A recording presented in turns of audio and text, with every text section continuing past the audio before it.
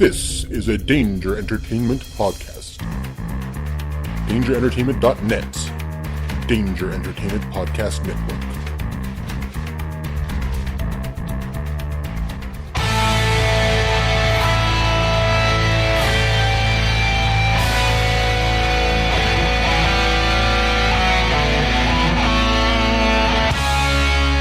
Geek Speak, the definitive 365 cut. These are the meaningless ramblings of a Scottish redone whore and a pissy ex-video store clerk. Their ongoing mission is to set right the movie wrongs. They're gonna need a bigger podcast. Hello everybody and welcome to the 365 Flicks Podcast! I didn't say the number there. No, is there a number anymore? I don't know. No. Your biannual episode. Yeah. I thought you were going to do the horn noise there. That one. Yeah, I do love that noise. Yeah, I know you do. There's a lot of coke in that vodka, so I'm not quite there yet. But so 365 Flicks Podcast is back. We are back. Chris is back. Chris is in the studio. Chris, you're in the studio. Yes, I am. Well, I guess the old studio now. Well, not quite. Yeah. It's not quite irrelevant yet. Irrelevant. It will never be irrelevant. It will be some good news and some irrelevant news is what it will be. Brilliant. Yeah, like you see, like that. Yeah, I like that one. Already in sync. Not in sync, in sync. Already. I mean, it's like you never left. I didn't leave. I suppose you didn't leave. No, it's not like you left, I guess. Well, to be fair, no, I've got nothing. No. I like the last one. The last interview that you did, I was half dead. Yeah, in a way. You had the varnish aids. I did have the varnish aids. Yes, I was varnishing our new podcasting table, as you do, because every podcasting table needs varnished. I guess. Yes. Yeah. And it is nice. You saw it earlier on. It is nice and shiny. It is. It does have a lot of weird things dotted around, which you know fine well I'm going to be picking off. I'll fucking kill you. Definitely. They're glued down with Gorilla Glue, by the way. So that was almost a dare. How about you listeners out there? That was a dare, wasn't it? Yep. It wasn't a dare. See, they all answered. Anyway, so yes, but I've got all the asthma aids. Yeah, you do. And so about half an hour after I finished doing all the varnishing, my breathing went like that, like all Darth Vader-y, and my voice went all Marge Simpson-y. Nice. And my eyes went all Admiral Akbar-y. I love it. Yeah, so I was in the right state. It's a trap! I did do that. Oh, man. The most unceremonious death in Star Wars history. Pish, we don't count that. So yes, I was in a hell of a state, and I would have scared the living hell out of anyone who thingied the webcam. It was more than normal. It was an awesome little chat with. So yeah, this episode will be going out pretty much straight away. So next week we are going down to see Homeless Ashes. Yeah, Mark Zammett's movie. We've talked about it countless times in the past and recently. We've had him on the show a few times. So I've been collecting a few little interview episodes together to put out in a row next week as a sort of a mini marathon for us going down there. We've got Dean Maskell on there. We have young Hector Bateman, who is just an amazing young Bless lad. him. I'm glad he came on. I know that I didn't get to speak to him. He was great. But yeah, I'm glad he came on for a crack. That was good. Yeah, it's good. David Friedman, one of the producers. Next week, you'll probably want to jump in on that one. Next week, we have another actor coming on. I can't for the life of me remember his name. It's booked in, though. He's penciled in. So, all right, okay. Yeah, it's all good. So are you actually going to tell me the date I will. Like beforehand? I will. But we're hopefully going to be just doing a little Homeless Ashes marathon right through the week until we go down and see the premiere with Mark, the cast and crew screening. We cannot wait. Oh, it's going to be cute. It's going to be the balls. Yeah. Have you got your togs sorted? My togs. So, fancy schman seeing that? What's togs? Your togs, your clothes. Clothes. Just say clothes. Your togs. Well, yeah, I'm going to be wearing the suit that shall not be mentioned on this podcast ever again. That is going Monica Lewinsky, right? Yeah. Oh yeah, he knows it. So yeah, that's happening. We're going down there. That's going to be absolutely amazing down into Landon Town. We'll be bringing you a very special podcast from there as well. Apparently, we're doing a podcast while we're there. Oosh! Yeah, that's apparently a thing. In front of people. That would be pretty awesome. We could just ask Mark for a little table in the corner of the pub. Although, let's be honest, right, so there's probably, I would imagine there'll be some, like, beers going around and stuff. Yeah, I would have thought so. In London, Yeah. with a bunch of Londoners, and no one to do subtitles. Oh, That's not going to work, is it? I mean, we're Brits. We are Brits, but we're like north of the wall Brits. Yeah, I'm like well Scottish, and you're well whatever the fuck you are. Yeah, so like when those Londoners start talking, we're just going to be sat there going, "You said what now? Who? Your mum said who?" Just stuff like that, and it'll be like, "No, what do you mean apples and pears? Apples and pears? Chim chim chiroo?" And he talked about your mum, mate. Yeah, he called your mum a He slag. mugged you right off in front of your pals. What you gonna do with a rolling pin? Why did you sound like Zippy there? You're fun. Right, so I am Kevin, the pissy video store clerk. The man next to me is... I am Chris, the always, I'm not quite sure where I'm going there with that. Yeah. You lost my train of thought then. Yeah. Pissy Joss Whedon whore. Yep. That'll do, why not? And tonight we have a jam-packed episode. We've got a wonderful top 5 coming up for you later, which is top 5 of Avengers cast. Because obviously Endgame is out. Everybody knows Endgame's out. We don't really need to talk too much about Endgame, although we probably will be quite a bit. We haven't seen it yet. We are going to see it on Sunday. Can't wait. It's going to be amazing. Really? Oh yeah, you're coming round, are you? I'm coming round a little bit. Like I say, it's. I do actually really want to see it because it is the culmination of 10, 11 years, 21 movies. Like, as much as I still don't really get on with Infinity Wars, and I have tried to watch it since it came out, and I don't believe you. I still just don't really get on with it.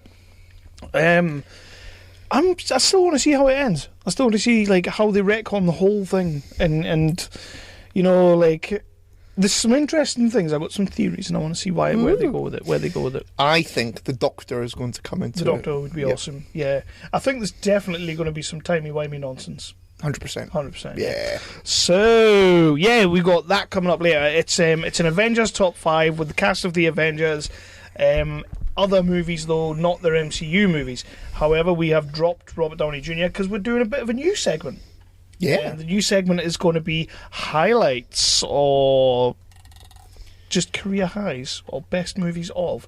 It's going to be sort of a top 3 where Chris and I will choose a movie together that we feel is one of the best of this actor's, actress's, director's career. And then we will both choose one solo, and we will talk about it. And we get 3 movies, and we'll see where we go. Tonight it is Robert Downey Jr. It certainly is. In honour of Endgame. And Robert Downey Jr. And Robert Downey Jr. because he's pretty sweet. We also have our regular What Have We Been Watching section. I won't lie. We've not recorded for a while, and I haven't watched a great deal. I've got a couple things. Awesome. Yeah, that's what I like the sound of. And Just the Pilot. You chose Just the Pilot. We're bringing it back. Yeah, it'd been a while since we've done a Just the Pilot. So there was a new show started on the Sci-Fi Channel here in the UK. I don't know when it started in America. It is Project Blue Book with Aidan Gillen. Yeah, and it's a bit X-Files-y. It's a bit weird, and we'll see how we get on with it. I mean, no spoilers, obviously, because that section will be coming up later. But this was a good pick. Thank you very much. So let's get on. But first of all, because it is a very Endgame Avengers centric episode, we were sent from one of our brother / sister / cousins. Not Games of Thrones' brothers, because we don't sleep with them. We were sent a quiz of predictions for Avengers Endgame from the guys over at the Bearded Ones podcast, which is on the Danger Entertainment. These guys are awesome. They're playing our promo this month, obviously, because we all share each other's promos and stuff. So they are playing our promo this month.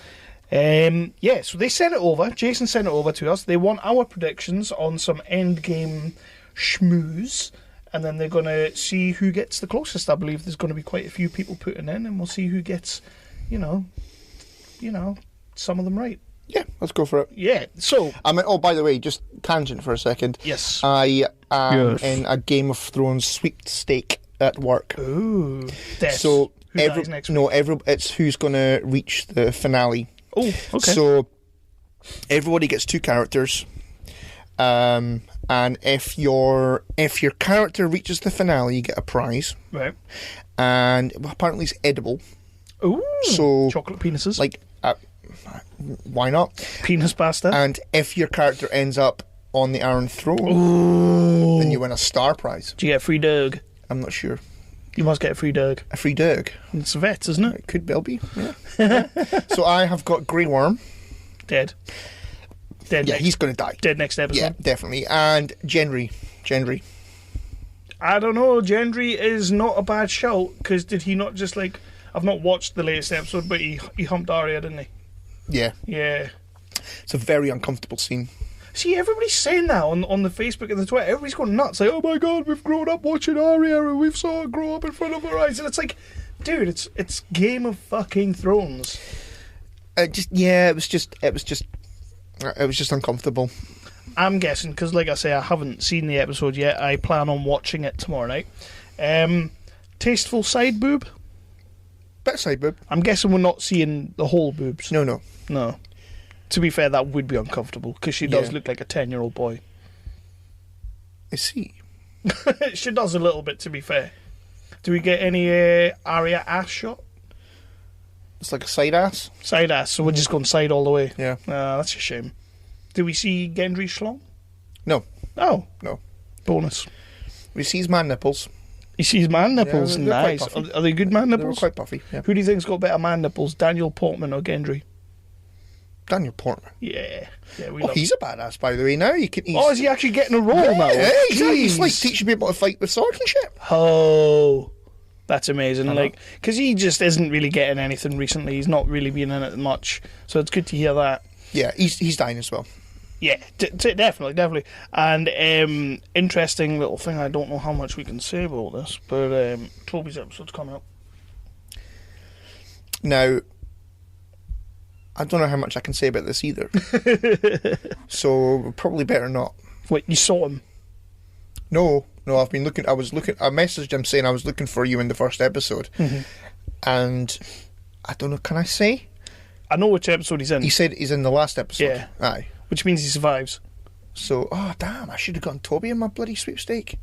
You should have asked for Toby in your That would have been sweepstake. cool. I would have totally asked for But Toby. you see, I would have done if I knew who he was playing. Well, we know he's playing. He's the King of the North. I think he's been the Night King.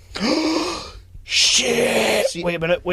All my theories now make sense if I place Toby into them. Damn.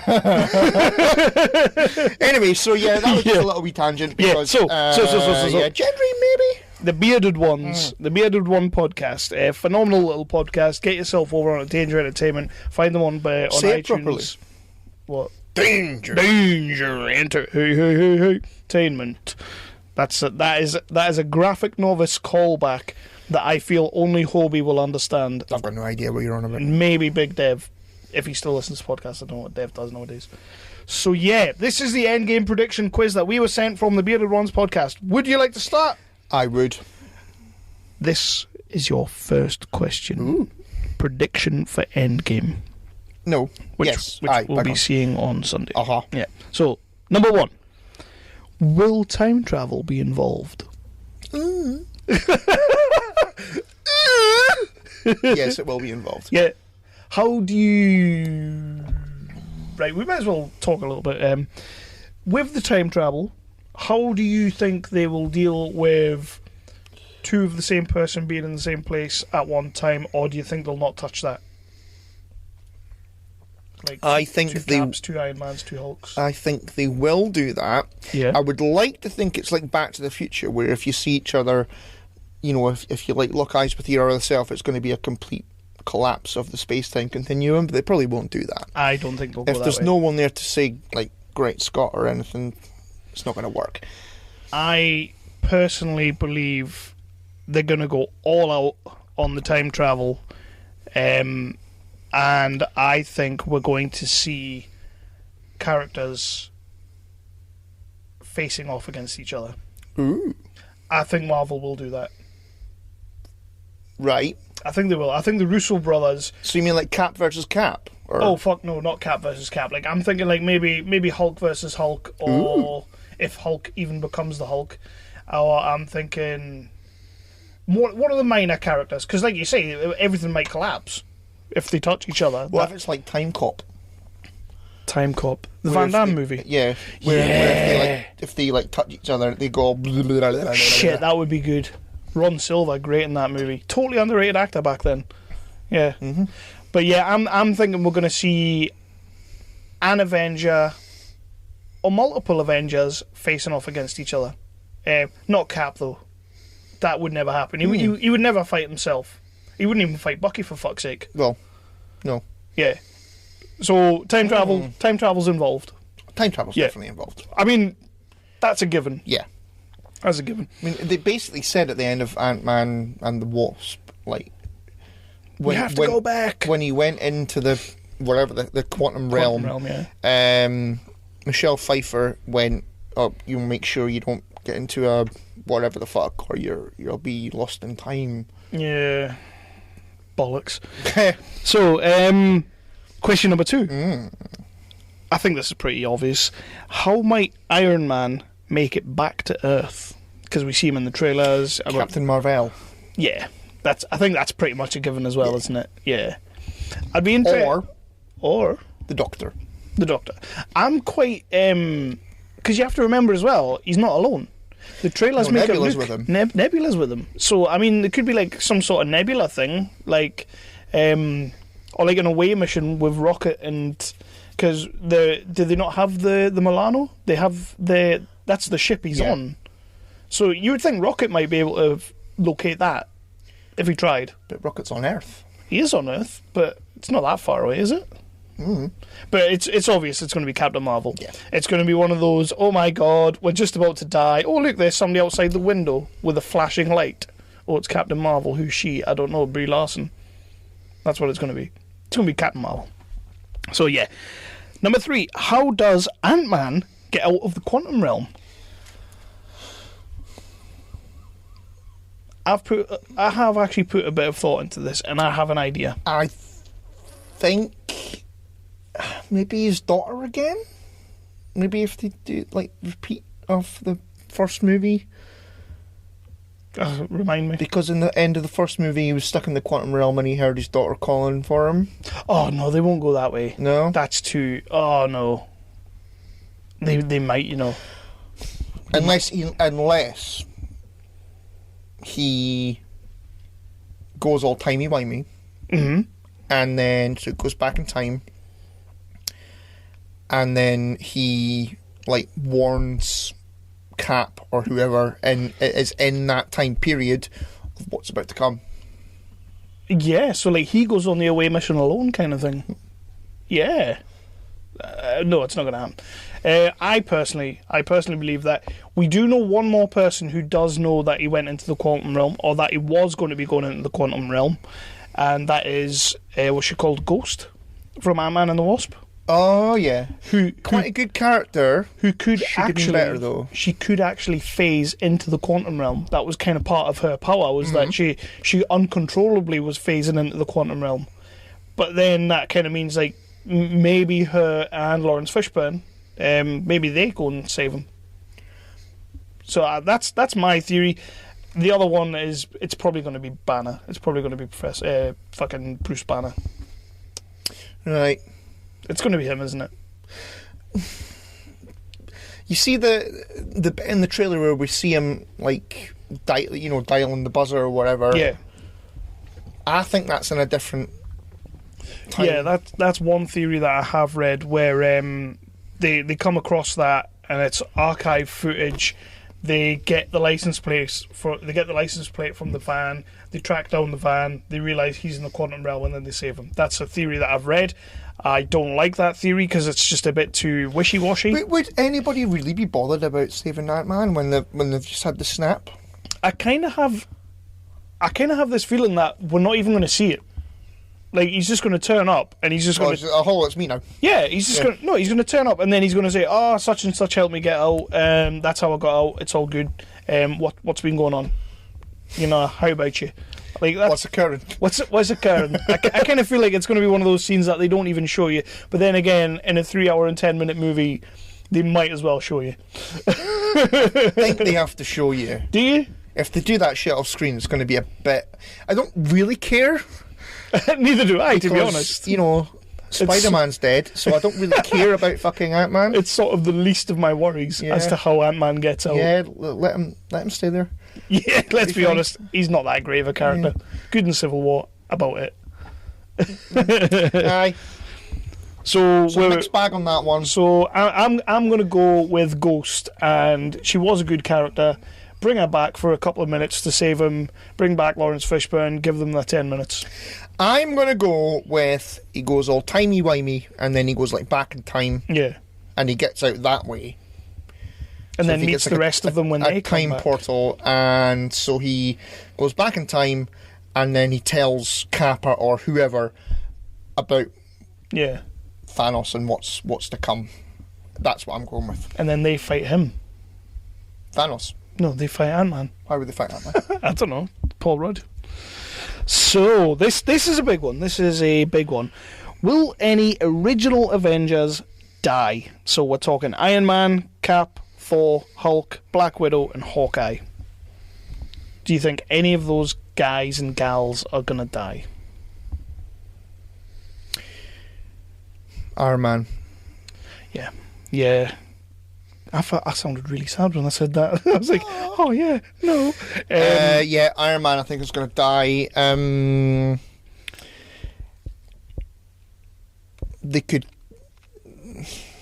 kill off Captain America and do something different with, or they could kill off, Steve Rogers and do something different maybe with the character of Captain America. Like get Bucky in there, or wasn't there a thing where is it Falcon has also been Cap? Yeah. Sam. Yeah, he's been Cap. That's his name. That's his name, man. Sam was his name. Yeah. Sam. He's been Cap in the comic books, yeah, and Bucky's been Cap in the comic books. So you've got two ways you could go there. I think it would be interesting if they did that. I'd like to see Bucky as Cap in movies. I'd like to see that going forward, but I don't think we're going to get that. Well, Bucky is turned into from Infinity War anyway.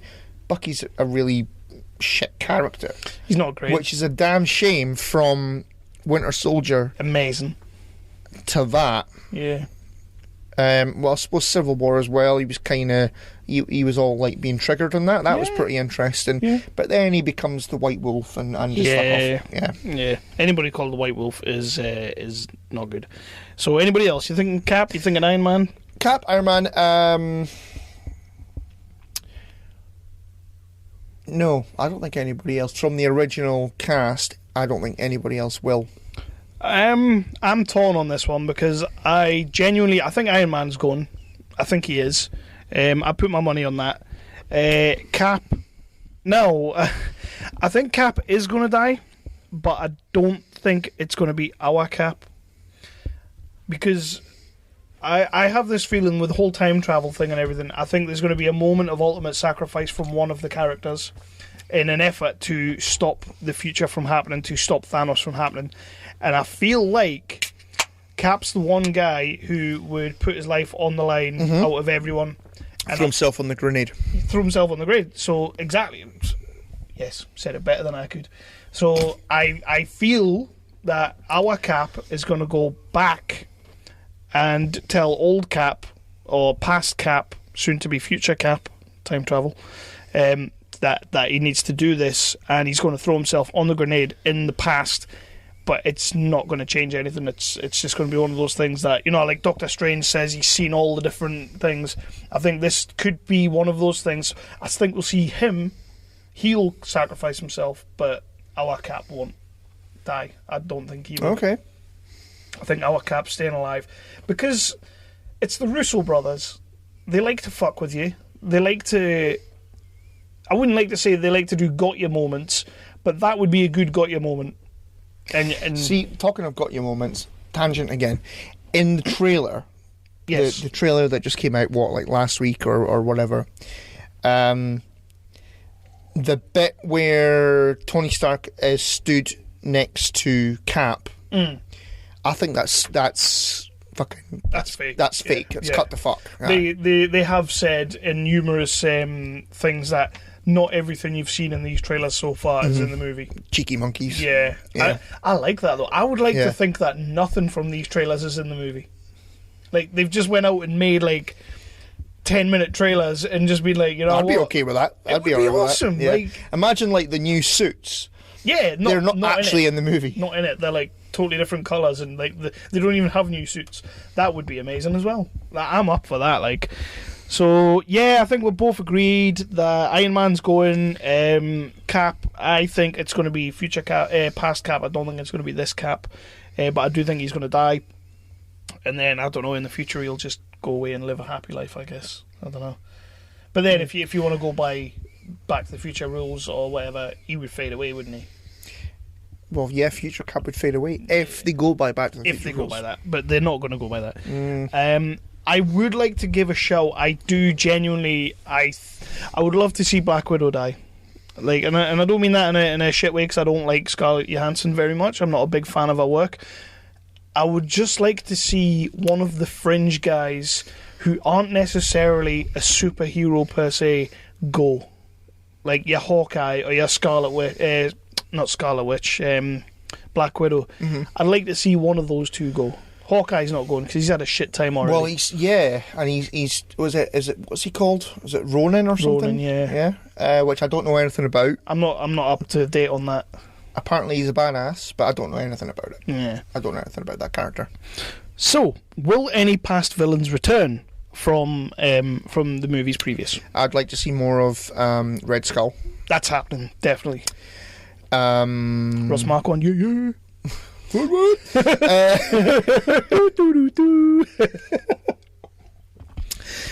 Red Skull, definitely. I want to see him again. Ross Marquand, obviously. Yep. I would like to see the Daniel Bro come back. Von Zemo, yeah, that could be interesting. I'd like to see that. Who else? Let's think. Oh, I mean, I wouldn't mind seeing Ultron again, as long as it's James Spader. Yeah, Ultron would be good. If they're all being all timey-wimey. Yeah. I'd be okay with that. Ronan? The Accuser, yeah, that would be interesting. He'd be okay. I'd be okay with that as well. He was Thanos' right-hand man at one point. Yes, so, he was. Yeah, that would be... Yes, he was, and he was in Captain Marvel. He was, so you've got a little bit of... you can tie that in with Brie Larson. So there you go. So I'd be okay with that. I don't know. What do you think? I'll be perfectly honest with you. There's only two characters that I would like to see come back from the bad side. They were both in Infinity Wars. It was the first time we met them. The children of Thanos, Proxima Midnight, and Corvus Glaive. The guy that got the spikes. Ooh, yes, I'd like to see him come back. Good call. Because and she had the badass fight with the two of them in the middle of the. And I really liked those characters. We got no time with them, but they just seemed like total badasses. Yeah, that was that guy the one who Glaive with the spikes got killed on the thing. Yeah, of Spider-Man. which was such a shit way to die. It was a shit way to die. But that bit when in New York where he's throwing shit about, using the Force and all that—that's everything I want from a Star Wars, a fucking Sith doing that. So that's a complete tangent again. But yes, very good call, my friend. That I would. They're the two I would like to see. I mean, the rest of the bad guys that we've had so far in the MCU, bring any of them back if you want. I don't really care. Maybe Michael B. Jordan, but what would he do? I don't really understand what he would be there for. For the sense of the story and the sense of we know that whatever they do to reverse a snap, some people are going to have to come back. I would like to see them two return because they were total badasses and just didn't get the time. Yeah. Agreed. Especially yeah. Glaive. If we get Corvus Glaive back, fuck, I will just be spunking in my pants. Because, like you say, that is everything you wanted in that movie. Just him throwing shit at them and the shit he was doing to Doctor Strange and that. And it was just like, he was powerful. To then be taken out with an Aliens reference was just kind of like, oh, come on. Yeah, but Spider-Man, he could do it. Yeah, it's Spider-Man. So yeah, they're the two I want. Now, this one is a theory. Very good call. This next one is a theory I don't know if you've heard. Have you heard of Ant-Man doing the butt kill on Thanos? Oh, dear God. So the theory is that Ant-Man I can pretty much get the theory. will kill Thanos by flying into his ass and turning a giant Ant-Man. If they do that, I'm walking out. I've got to be honest with you. If they do that, it better be the last frame of the movie, because I too will be walking out. They're not doing that. Nah, I don't see it. That is mental. It's a theory that's going around, and people, yeah. No, seriously. If they do that shit, I am walking out of the cinema. Yeah, I'm not having that either. So, will Thor and Captain Marvel couple up? I don't care. I don't really care about this one either. It's not something I've really thought about. I guess they're getting that from the trailer. Because they spoke. It comes over and he goes, I like her. Like, do that again. I like her. To be honest, I know it's a 3-hour movie, so you can waste time in certain places. I hope they don't waste any screen time on shipping relationships. Just stay away from all that nonsense. You know? You know what? We can have time for established ones like Tony and Pepper. Yep. As long as Pepper is in the iron suit. Yeah. I swear to God, if that's how Iron Man comes back, because she flies into fucking space in an Iron Man suit. Oh, that'd be good. I will also be walking out that'd then. Be fucking awesome. Okay, so you can have time for established ones, but I'm not there to see new fucking like romancy, lovey-dovey bullshit between fucking Thor and her. Even if they, thank you very much. Even if they want to throw a couple of cheeky glances of like Hulk and Black Widow. I'll be sort of okay with that, but like you say, new relationships, I'm not there to watch that in Endgame. I want to see... Like, you know what, you can do that shit in Phase 4, fuck off. Yeah, I want to see carnage, I want to see decimation and just pure devastation, and let's just fucking do this. 3-hour just Die Hard movie, basically. Die Hard, but Thanos. Will anyone say Avengers Assemble? No. No? No? You don't think anybody's going to go Avengers Assemble? Ho! Absolutely not. No. If they do, it'll be a total throwaway thing. It'll not mean anything, but I don't see it. Maybe Nick Fury, you have to assemble.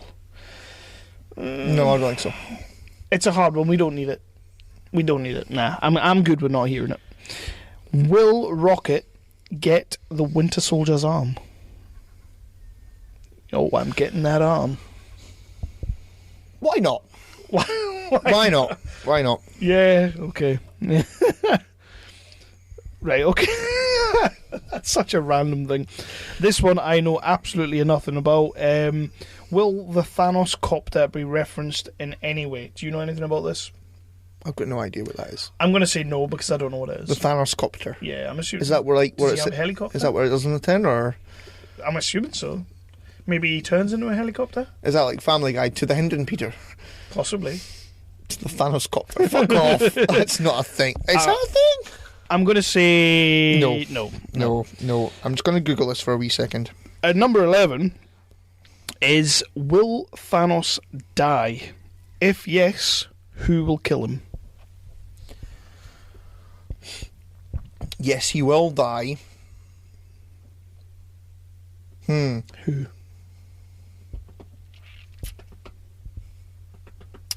Damn. Who?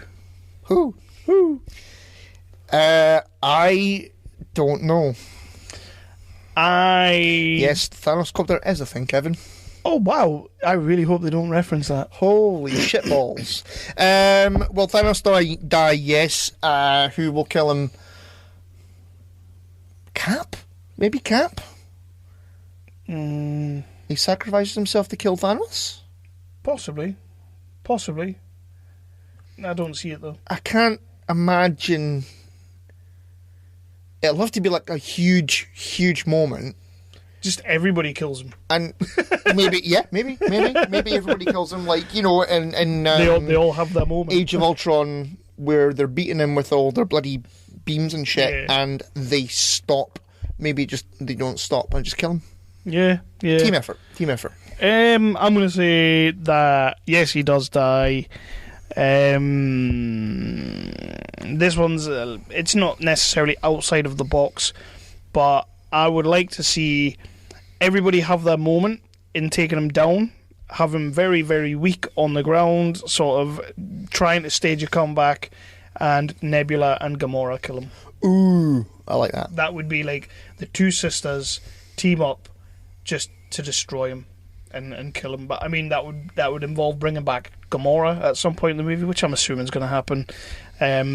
Nebula, we don't really know where she's at right now. Well, she's with Tony, but like, I mean, like mentally where she's at. Well, she turned up to fight Thanos. So. Yeah, I think a good moment, because she'd been all tortured and stuff. And let's be honest, it goes back to when we had Burton's Bob on the show, and we were talking about I think it was Guardians of the Galaxy, and he basically said like the only people for him who could kill Thanos is the Guardians, because they know who Thanos is.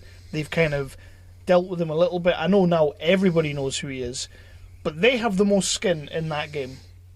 Like, they have the most relationship to that character. Yeah, Gamora and Nebula for me, it has to be a double team, and that's a double, I'd be okay with that. It's a double team I'd love to be part of. Way to bring that one down. Yep. Now, number 12 is a wild card prediction. I think we've made a few wild card predictions so far. But do you have any type of theory that you think is maybe going to happen? Anything at all? Anything at all. Damn. Just go for it. Damn. Howard the Duck kills Thanos, you can say it. That would be good. No, I wouldn't. That would be the jumping of the shark. Yeah. Wow. I don't know. You go. My one that and I was talking to a lad at work about this today. This is what I really, really don't want to see. We know time travel is involved. I mean, it's all but been confirmed that there's going to be some time travel. Now, my fear is that they go down the road of your typical sort of time travel thing, where it kind of becomes globe-trotting through the time, you know. Sort of, they're going to visit not just one time, but they're going to visit, you know, numerous different phases. I can see that happening. Because they're like, you know, maybe it'll be one of these things where it's like we have to go back to a time where there was an Infinity Stone and stop Thanos from getting it. You know, they might do something like that. My biggest worry is that we get a scene or maybe a couple of scenes, because everybody's saying, like, from the reviews and that, how heartbreaking this movie is. It's going to make you cry. It's going to make you cry. I've seen it a lot. Like, people... Chris Evans said he cried like 6 or 7 times in the cinema when he watched it. I feel like we're going to get a moment with Tony Stark and Tony Stark's father. Possibly Tony Stark's father in Cap First Avenger, because that's when we first met the First Avenger. Dominic Cooper. Like, maybe that moment, but I feel Tony's gonna meet his dad, because that's been a through line for his character since Iron Man 1. Yeah. Basically. Don't necessarily want to see it, because I don't want to go down through this road of let's go to different points in time. That's going to happen, though. If they do that, I want them to do it one time. One and done. Like, we've seen clips of, like, the Battle of New York, so we kind of know that that's when they're going to go back to... I'm okay with that. I'm happy with that. Like, I can live with it. But if they go, right, we need to go back to fucking 1942, we need to go to 1985, we need to go here and there and everywhere, I'm not going to be overly enamoured with that, to be honest. Yeah, if you've not got a DeLorean, I'm not interested. Exactly, man. You need a DeLorean or a TARDIS. But I am predicting a meeting of Tony and his dad. Okay. That's my wild card. That's all right. It is pretty wild as well, to be fair. Because why one. would they do it? They wouldn't do it, would they? Well, if they're trying to tie up sort of a character arc, then... Or Cap gets the same thing, but it's the dance hall with Peggy Carter. You know, from his flashback in Ultron. Mm-hmm. That would be pretty cool. That would make Chris Evans cry. I'm drawing a complete blank. Yeah. Yeah. Give me one tomorrow. Have a think about it. But yeah, that's the Bearded Ones predictions quiz. I will send that over to them, and they will put it in their show, and we will see how close we got. I'm thinking we didn't get very close at all.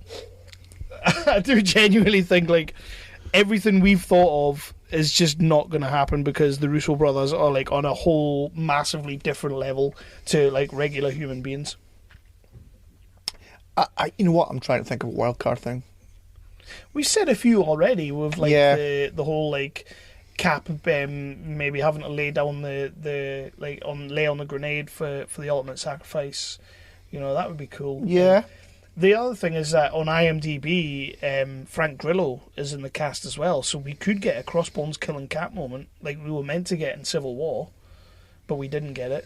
Mm-hmm. Could get that moment. That's an awesome comic book moment that people feel robbed of. So, could get that. We could get that. Yeah. Why they would do it, I don't know. I don't think anybody's killing Cap but Thanos. Or Cap. Or Cap. Cap kills Cap. Oh.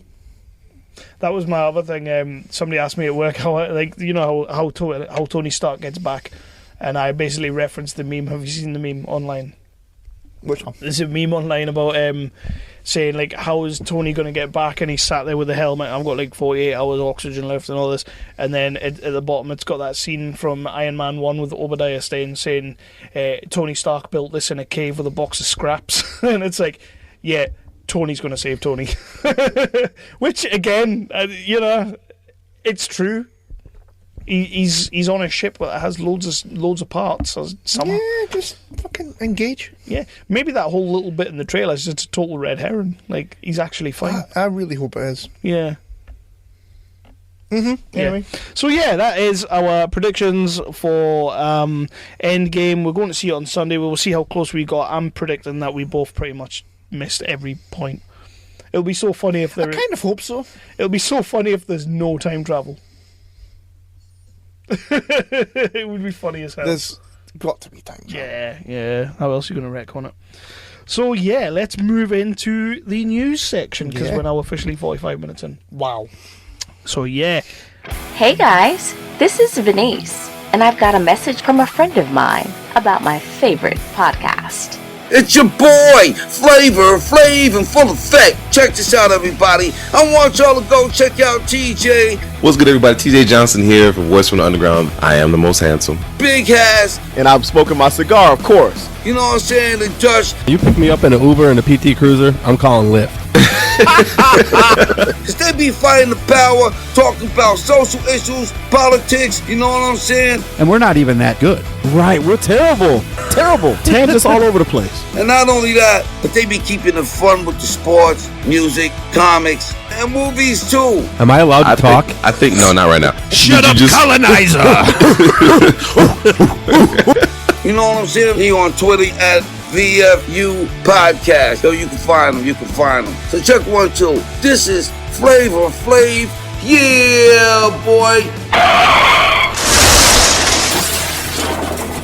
Okay, what Flav was trying to say is, check out Voice from the Underground on your favorite podcast network. Voice from the Underground. Yeah, First bit of news though, we mentioned on the last regular schmegula that I have joined a football team, and we mentioned that there was a tournament coming up, and we won the tournament.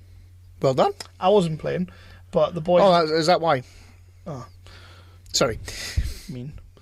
But the boys went up a couple of weeks ago, and it was the tournament up at Livingston, and we were going up against our local rivals. They were also in the tournament. And our B Wait, team, you have rivals? Yeah, Berwick Seniors. You are Berwick Seniors? No, we're the Scottish Border Seniors. All right. We're the Awesome team. Okay. But they were there to retain the title that they won last year. Of course, most of the team plays for us now. But they were there to retain the title, and they didn't get past the groups. Oh, no. So all I'm going to say is, and we won the trophy. Awesome. I have had a look at it. It is great. Our fearless leader, Mr. Kev, right? He's, you know Kev.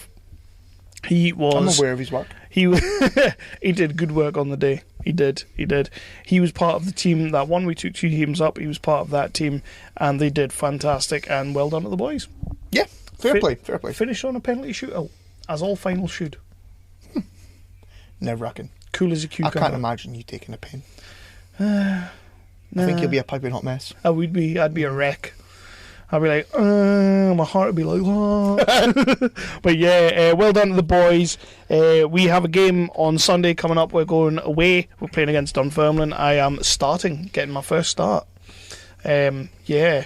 You better not be all injured in that if we're going to see an Endgame. Yeah, I'm literally going to be like coming back from there and jumping in your car and going back up. So you're going to be stinking like a motherfucker then? Most likely, aye. Oh, brilliant. Yeah, in a 3-hour movie. Sweet. Yeah, I'm going to smell like feet and wank. So, would you like to go on to the news? That's how you end that segment. That is how you end that segment. Yes, I would, but I would like to just very quickly give a shout out again to Aaron Goodmiller. Yes. Because I have now seen the draft cut thing. I watched it before you. You probably did, yeah. It took me fucking forever. Was it just like nerves? Was it like, what, yeah, I think it was. What if it's not any good? Dude, what if the movie sucks? No, I don't know. I had a mental block. Yeah. I had a mental block against it. I don't know why. I am seeking therapy though, so you know. I watched it. Swings and roundabouts. And yeah, it is looking fucking good. Yeah, it's looking great. He is now working on the Kill Your Babies edit. Okay. Is that when he puts all the bloopers in? No. You got to have the bloopers. When it's like you've got to sort of.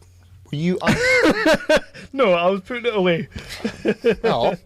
Yeah, it's when you sort of you kill the stuff, like cut out the stuff that you're sort of precious about. Yeah. I'm curious as hell of what he's going to do. Probably all of Mark's stuff. Stuff, yeah. So it's basically fish. Yeah, Yep. it's just going to be a close up of the fish tank. TARDIS and some Daleks in it. Yeah. Good movie. That's what I would do. Yeah, better movie. Yeah. But yeah, it's looking bloody good. I need to go through it and you know, make some notes and stuff. Mm. But yeah, I don't know why it took me so long. He's done to a good watch job. it. He's done a great job. I know he has. I knew he would. Yeah. I knew he would. It's just. I mean, if you've seen Admins, you know how good the man is. Well, I think it was just because it was just a muckle cunty faff it turned into. Yeah. You know, and yeah, I think yeah. I think that was part of it. But yeah, Aaron, again, thank you. It's looking bloody good, and I think, you know, once you get the little creepy ass score in there and all that, it's So everybody, that will hopefully be in cinemas next year. It's not going to be, is it? 2021. 2021. Yeah, let's not go nuts. We've all had a drink. But if you get a chance, get yourself on the streaming sites and check out Aaron Goodmiller's movie Admins. We've shouted about it for the last few months now, the last year or so now. I loved Admins. You can go on his Facebook page as well. You can actually order a copy from there. Give it a watch. It's fantastic. If you're into the sort of Clerks / Office Space / The Office, Everybody loves Office Space. It's kind of like that. It's just probably a little bit better because it takes your favourite parts of those movies and gives you them. Yep. Love Admins. It's a great film. So yeah. So that was I just wanted to do that. I just wanted to give a bit of shout out. I'm glad you did. Thank you very much. Let's start with the news that came out today. Bond 25. Rami Malek doesn't have a name. It's still called Bond 25. What was the name that was circulating about a month ago? Oh, Smash Mouth or something. Stupid. Smash Patter. I really don't care what it's called because I'm not going to see it. Yeah, Rami Malek confirmed as the villain. It's the big bad, yeah. Yeah, I'm the same. Like, I love Rami Malek. I loved Bohemian Rhapsody. He totally deserved that Oscar. He's now an Oscar winner. He's fantastic. The last few Bond villains have kind of died on their arse, though. Like, pretty decent in the film. Yeah. But then when you think about what they've done since, even Christoph Waltz, a fucking phenomenal actor, what's he really done since Spectre? I don't know. I can't. Bloody Javier Bardem. Have you seen him anywhere recently? Fucking Mother. Oh god, yeah. And yeah, I watched about 20 minutes of that. Actually, no. Actually, you know what? I didn't. I watched about 10 minutes. You're of that, right. and then Skyfall isn't what killed his career. No. Mother is. Yeah. But yeah, Bond 25 looks like it's going to be a globe-trotting affair. They're filming in Jamaica, Italy, London. Well, it's Bond. You would expect that. Yeah. Rami Malek is playing the villain. M's back. Ralph Fiennes, not Judi Dench, unfortunately. Moneypenny's back. Q's back, and the bird from Spectre. Apparently, she's back as well. Leah Seydoux. Yeah, she was like the love interest in Spectre. Right, okay, I'm struggling, to be honest, because you don't care. Well, I went to the cinema to see it, and then at the cinema I thought it was no Skyfall, but it wasn't that bad, I suppose. Then I rewatched it. The opener's great. The opener is great. But yeah, I rewatched it and thought, this is fucking terrible. And Batista. I know. Poor Batista. But you know, Bond, at least the recent Bond, it's like good movie, not so much. Yeah. Good movie, not so much. So really, would you a good one? Bond 25 should be a good one. Yeah. No word on the theme tune?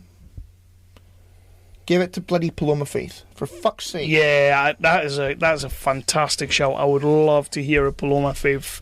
That would be up there with the likes of your GoldenEye, your Living Daylights. You know, that would be up there. I think that she's a talented as hell. Yeah. British, you know, and kooky as fuck. So. And kooky as fuck. Yeah. So I think that she should be given the chance to do the Bond song. She'll put more effort into it than that fucking Sam what's name. Well, he wrote on a napkin, didn't he? Fuck him. Yeah. Tomb Raider sequel. Yeah, I saw this. Yeah, did you ever watch it? I haven't watched it, no, but I will now. Because one of the main reasons I wasn't... flaky fuck. No, one of the reasons that I hadn't really put any effort into watching it was that they kind of shit-canned it and they said, it's done, we're not doing another one. Yeah. Turns out not. I am absolutely made up for Alicia Vikander. Yeah, that one. Yeah. I really am, because she didn't deserve to be canned after one movie. Yeah. I thought she was fucking They great. shat on it, and it was like... There's nothing wrong with the movie. It's a good movie. She looks the part. Like, I haven't seen the movie, but she looks the part. Well, the thing is and that's the big part of it. They went with the look of the reboot. Mm. You know, the game reboot. Yeah.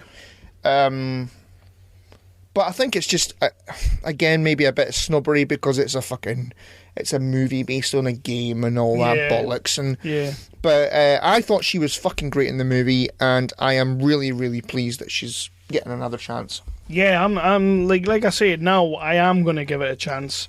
It probably is a bit shitty of me not to do that, but now that I know they're going ahead with another one, like I fancy it now, and I want to see how well she did. So yeah, I'm going to give it a go. Good lad. Ben Affleck's back in the director's chair. Yeah, Ghost Army. World War II. Mm-hmm. You like your World War movies? I do. Ben Affleck, fucking cracking director. One of the best. Yeah, I'm on board. I'm on board with it. Yeah, I'm interested. Like, there's not a great deal much else known about it apart from he's going to be acting in it as well, which I'm okay with that as well. I am okay with that as well. So it's based on the book The Ghost Army of World War II. Yeah. So the story details. Is it like the Ghost Army in The Return of the King?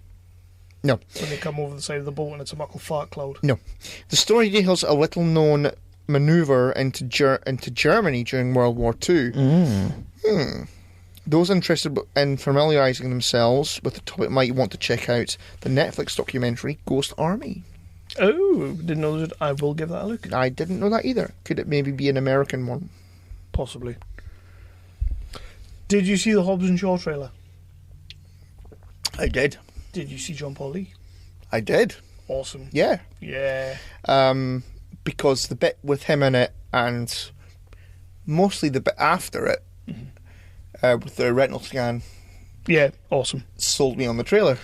Honestly, I mean, one thing I am going to say, this is the second trailer, and the first trailer showed, like, not a great deal. It didn't show a massive great deal, but it was a lot of different scenes in the first trailer, and even though it was a short one, I kind of thought, there's a lot of different scenes in there, you know, like, sometimes they kind of string things together, but this second trailer, I loved it. I was eating that shit up all the way to the end of the trailer.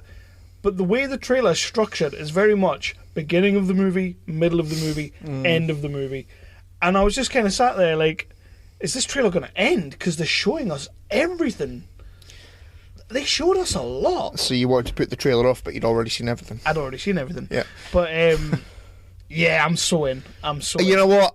I am actually interested in seeing this. I mean, I'm a big Fast and Furious. I am not, as you know. Yeah. But yeah, the dialogue at the start of the trailer was. I was going to message you going, was this written by Joss Whedon? And then the bit with Jason Statham putting the guys. Was it actually Jean Paul? No, that wasn't Jean Paul. Though. Right, but.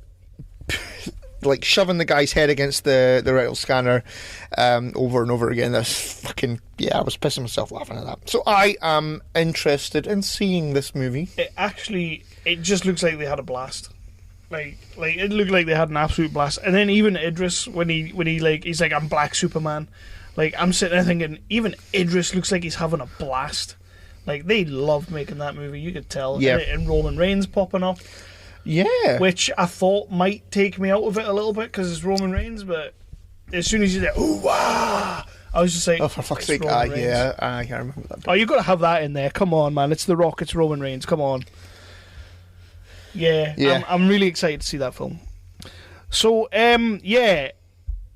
we've not talked about Endgame for a little minute. So, have you seen how it's doing? No. I am actively avoiding everything. So this isn't it's not spoiler territory, it's not anything like that, it's not reviews or anything like that, it's takens. It's been out for literally like a day and a half or 2 days, and in its opening day this movie has taken 170 million. Boosh. That is fucking incredible. Wow. Genuinely, I'm starting to believe the one thing that made me think it wouldn't break all of the records and take all of the money was the length, because it is 3 hours. Not everybody wants to sit in a cinema for 3 hours. If you take your kid to watch a movie in a cinema for 3 hours, all the power to you. You are the bravest people I know, and I should pin a medal on you, because getting a kid to sit for 3 hours is mental, even in the house. But I could maybe imagine Ruby doing it. Ruby push. could do it, yeah. Certainly not Scarlett. Certainly not Cora. Corin, nah. She can't even watch like a 5-minute YouTube video, not a 3-hour film in the cinema. But yeah, it is smashing. It's smashed like the opening day records, and it's only opened in like a quarter of the places so far. It's still got a long way to go. I mean, we've not even got it yet. I think it comes out tonight, or did it come out last night? What day are we on? Thursday. Thursday. Be tonight, won't it? Midnight Right, tonight. tonight. Aye. Oh no. There's been people putting on Facebooks that they were watching it, so it must be. So maybe last night. Aye. Yeah, I know they had the premiere on Tuesday. Yeah. So maybe last night. Yeah. You see who was at the premiere? No. Nicest guy we've ever met, Mike Beckenham. Oh, I did see that. Asshole. Yeah, bless him. But yeah, it's already 169 million. It's breaking all the records. It's breaking all the IMAX records already. It's not even opened in half of the countries it's going to open in. This movie is going to... I think they were estimating like 300 million domestically, which is like American takings. They were estimating that. From what I read earlier on Box Office Mojo, they're saying that they completely underestimated. Like, they think it's just going to smash. Do you think... Is it Avatar that still sits at number 1? I think it is.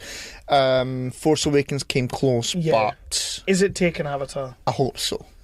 I think it will. I hope so. I think it will. And you know what? From what everyone's been saying, I haven't seen it yet, but from what everyone's been saying, this could be in with a shout for an Oscar come next year. It's not going to happen. Like, I don't take superhero movies lightly in that category, because for me personally, as much as I love superhero movies, I don't think they should be in that conversation. It's just they're not the same as your typical Oscar bait movie. They're not. But from what I've been reading and from what people have been saying, maybe we'll see it. No, it's never going to happen. See it. No, nah. So it's not going to happen. It's already doing the business. There'll be updates after updates after updates, and it's going to smash every record available, isn't it? Yeah. I do hope it takes Avatar. I feel like this one will. And then, of course, in December, it will be smashed again when Episode 9 comes out. See, I don't know, because I think that Last Jedi has done a lot of damage to it. Yeah. And I'm glad that they're doing this movie. I am looking forward to it after seeing the trailer. I really am. But I'm glad that they're done with that. Yeah. And let the guys who do the Game of Thrones guys. Did you see the thing about Kathleen Kennedy at the they just had C2E2 or the Star Wars convention, whatever it is, I can't remember what it's called. They had the big Star Wars convention, and she said there in a panel that this is it. Episode 9 comes out, this is going to be it for a couple of years. Good. Like, she basically said they're stepping back. They're going to restructure their plan and whatnot. I read that it's confirmed that the Game of Thrones guys are doing the Old Republic. Yeah, aye. Which, fuck yes. Personally, I think that's going to end up being a TV show. Like, they've said it's going to be a movie. Right. They keep saying it's going to be a movie, but wouldn't that be better served as a TV show, do you think? There's a lot of material there. Yeah. Like, and a fuck ton of material. There's a lot of potential there, because you're not tied to, the stuff that you do. Okay, so some of it's worked better than others, agreed. Yeah. But like the stuff that you do in between episode 3 and 4, you're still tied to a narrative, and if you fuck with that narrative, Mickey Mouse is going to fucking blow your brains out.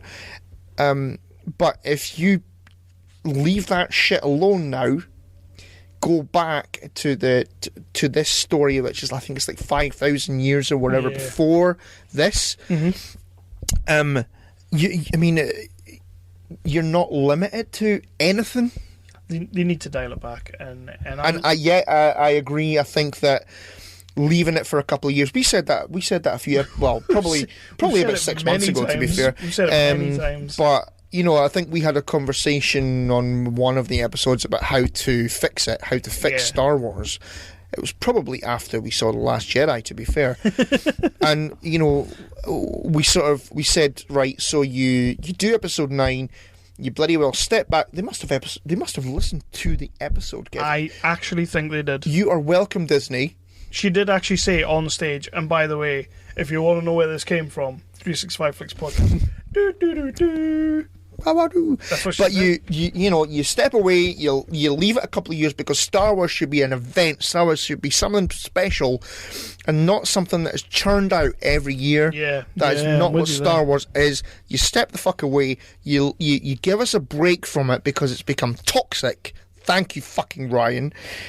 And then you let some talented people who have done some fucking great work on Game of Thrones come in.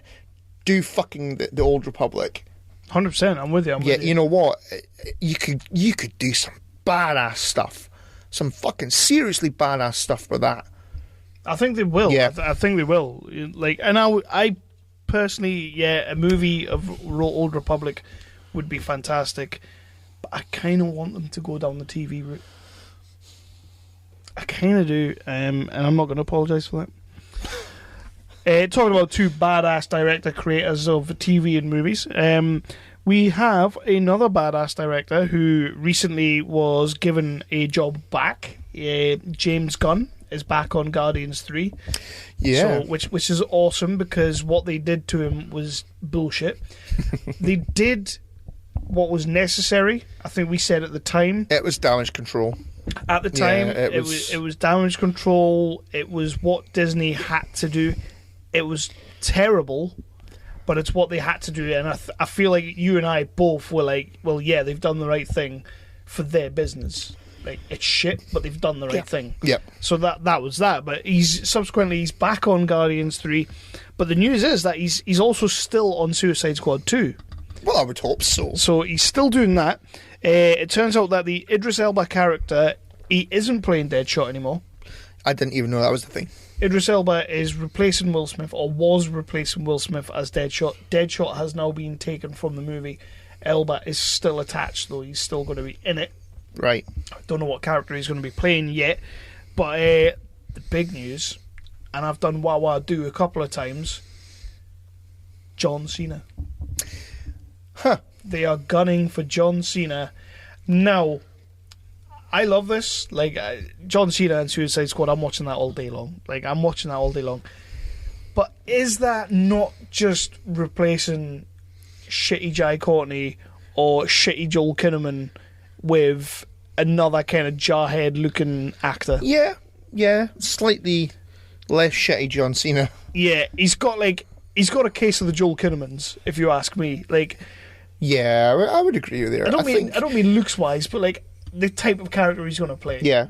I mean, you know, I raved it like hell about Bumblebee. And I stand by it. Yeah. And I can't wait to watch it again. I love Bumblebee. And so, you know, I would say, you know, he's a charismatic guy. The army one. What was the army one when it was him and Quicksilver?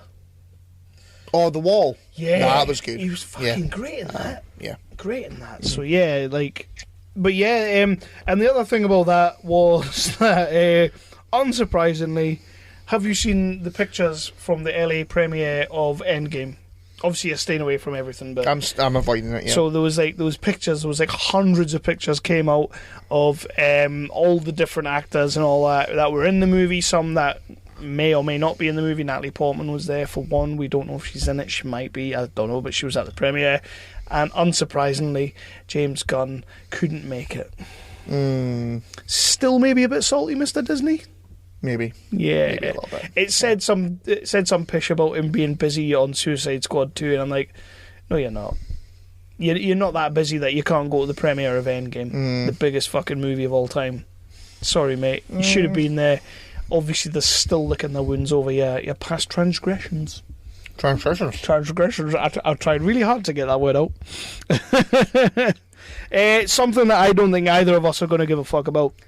Michelle Yeoh, Vin Diesel, Edie Falco, and Kate Winslet have all signed on to Avatar 2, 3, 4, and 5. It's still going ahead. What, people are still signing on for Avatar 2? People for Avatar 2, 3, 4, and 5.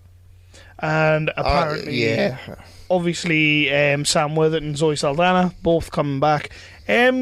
Stephen Lang and Sigourney Weaver, they both died. They both died in that first movie. Signed on for the next ones. 2, 3, 4, and 5. Do you think it's been that long that, and the point that nobody gives a shit, that when the new movie comes out, nobody's going to connect that they actually died in the last one? I feel like in the pitch meeting, but yeah, James, they died. I'll never remember that. Cameron will be like, till you said it, I didn't remember that. So, and it's my movie. I lived with it for like 30 odd years. We're bringing it back. Everybody's coming back. It's all good. So yeah, Avatar 2, 3, 4, and 5. Yeah, I couldn't be less interested. One of the things that did get me was, and this doesn't sound like a big thing because Avatar was at the time meant to be groundbreaking and like one of the most expensive movies ever, although they never fully disclosed how much it was. But now they're making a big deal about how the sequels, 2, 3, 4, and 5, are all. It's going to be like $1 billion, north of $1 billion to make all 4 of those movies. I don't think $1 billion sounds like a lot for 4 movies. Are they doing all at once? I don't know. They must be. They must be doing something like that because they've kind of encompassed the whole budget into the 4 movies. They've got some really shit names as well. Yeah. It's like The Wind Bearer, like Avatar, The Wind Bearer, Avatar, The Floaty Ghost, stuff like that. It's not one. That would be amazing if it was, though. Would you watch that? I would actually. I would make a point to go and see Avatar: The Floaty Ghost. Avatar, the Office. Avatar, The Foregone Conclusion.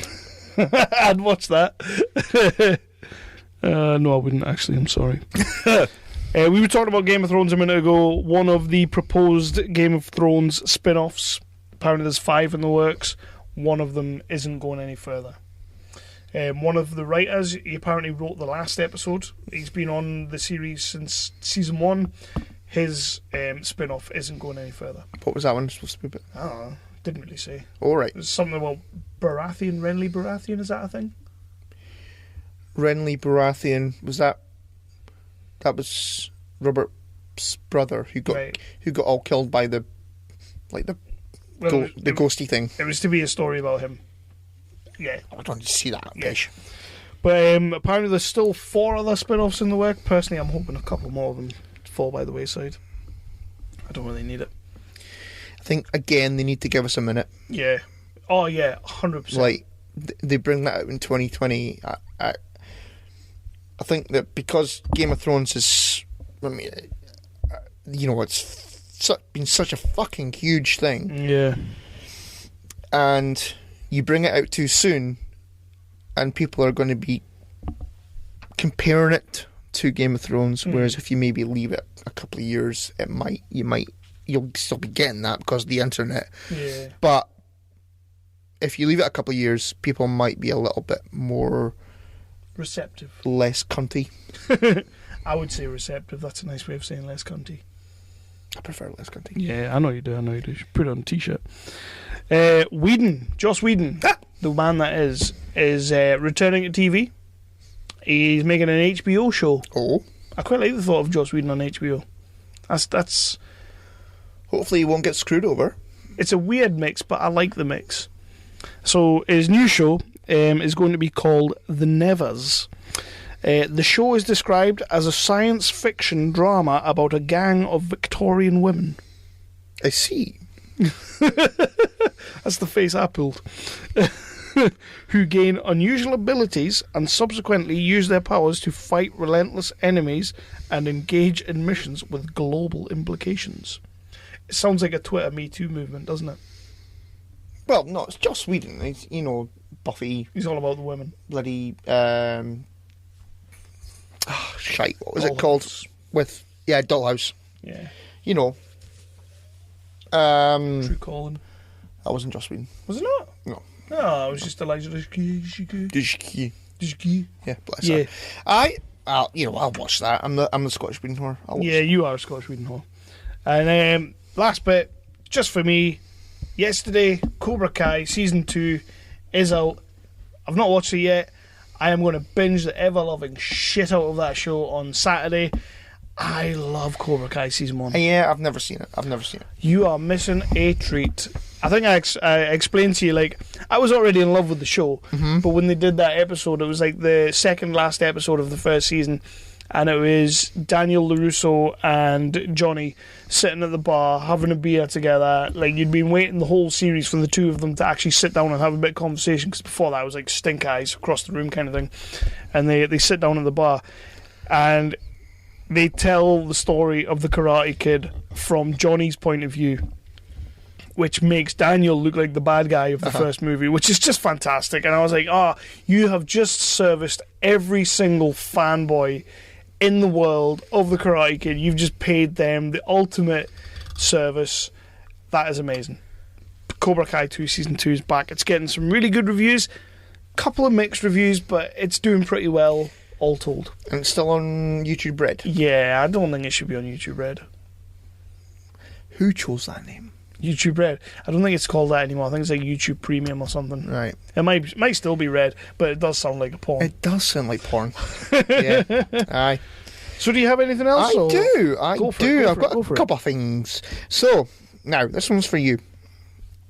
Hey, all for me, baby. Captain Marvel Oh, yeah, okay, go on then. has now officially grossed more at the worldwide box office Than any other Batman than movie. any other Fuck you. in Fuck you. every Batman movie. So fuck. Why is that a thing? Why is that a news story? Because Why is it a news story? It's not a news story. that means that Carol Danvers is officially better than Bruce Wayne. No, that's not what it means. That's not what it means. It means we live in a very snowflakey 2019. It probably means that Brie Larson is now officially better than Michael Keaton, Christian Bale. Well, Michael Caine didn't play. Oh, Michael Keaton. Yeah, I misheard you because you're Scottishness. No, it doesn't mean that. It means that we live in a time when people want to empower women, which I'm all for, by the way. Didn't sound like it. Bastards! We live in a very snowflakey time where it's like, ooh, there's a female superhero movie. We better make a true £1 trillion pounds, and it's not better than Batman's. Fuck you. So there was some coke in that vodka, yeah? Yeah, a little bit of coke, not much vodka. So yeah, what's your next bit? Yeah. Move on. You don't want to speak about that some more? No, I am going to be speaking about Captain Marvel at some point. I know. So am I. So let's just Let's just put a pin in that one.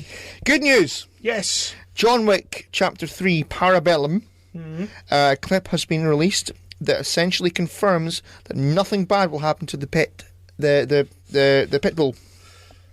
Why? Oh, because he takes it to the Continental, doesn't he? He takes it somewhere.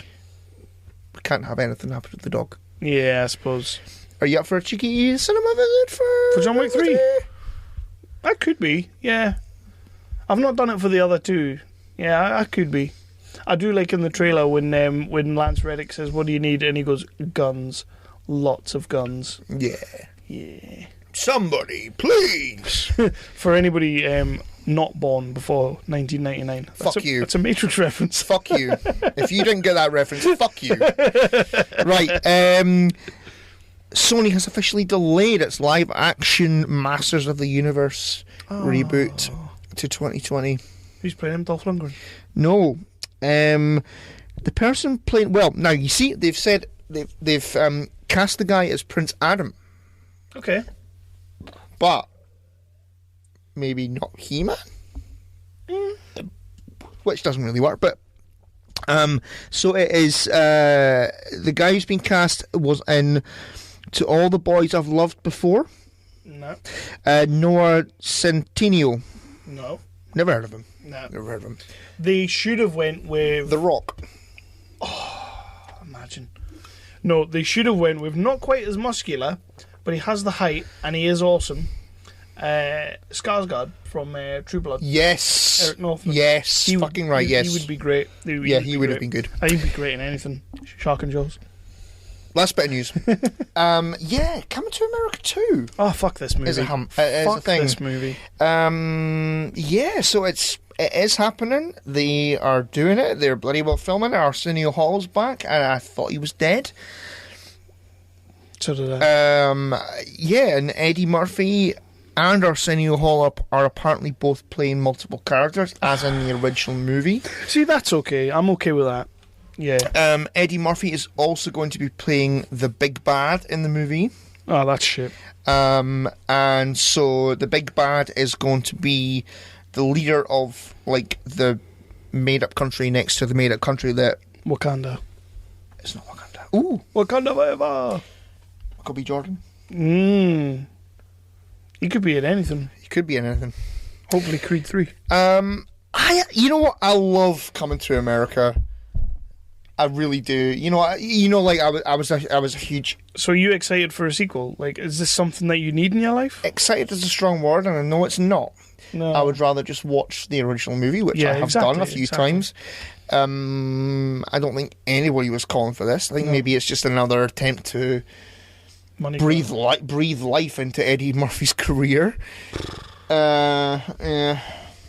But I mean, I hope it's good.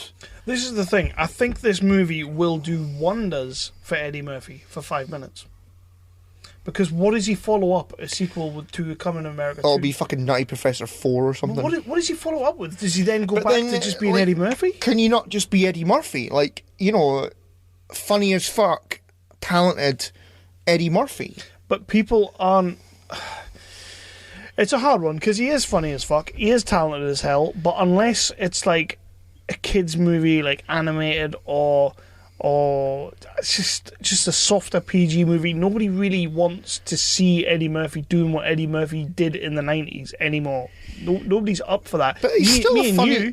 Me and you might be up for that, but people today just aren't up for Eddie Murphy. Oh, fuck them. They're not. It's a thing. Like, he could quite easily still be at the top of his game, but he's not. Well, the thing is, he turned into the guy. He turned away from the guy who's in, you know, Beverly Hills Cop and Coming to America and those types of movies that were fucking really good, funny, action-packed. Well, not Coming to America, but action-packed movies. Quite edgy movies as well. Into movies like The Nutty Professor, fucking Norbit. Started chasing the easy money. He started chasing the easy money. Yes, he still did good movies like Life. Life is great. With Martin Lawrence. That's Bowfinger.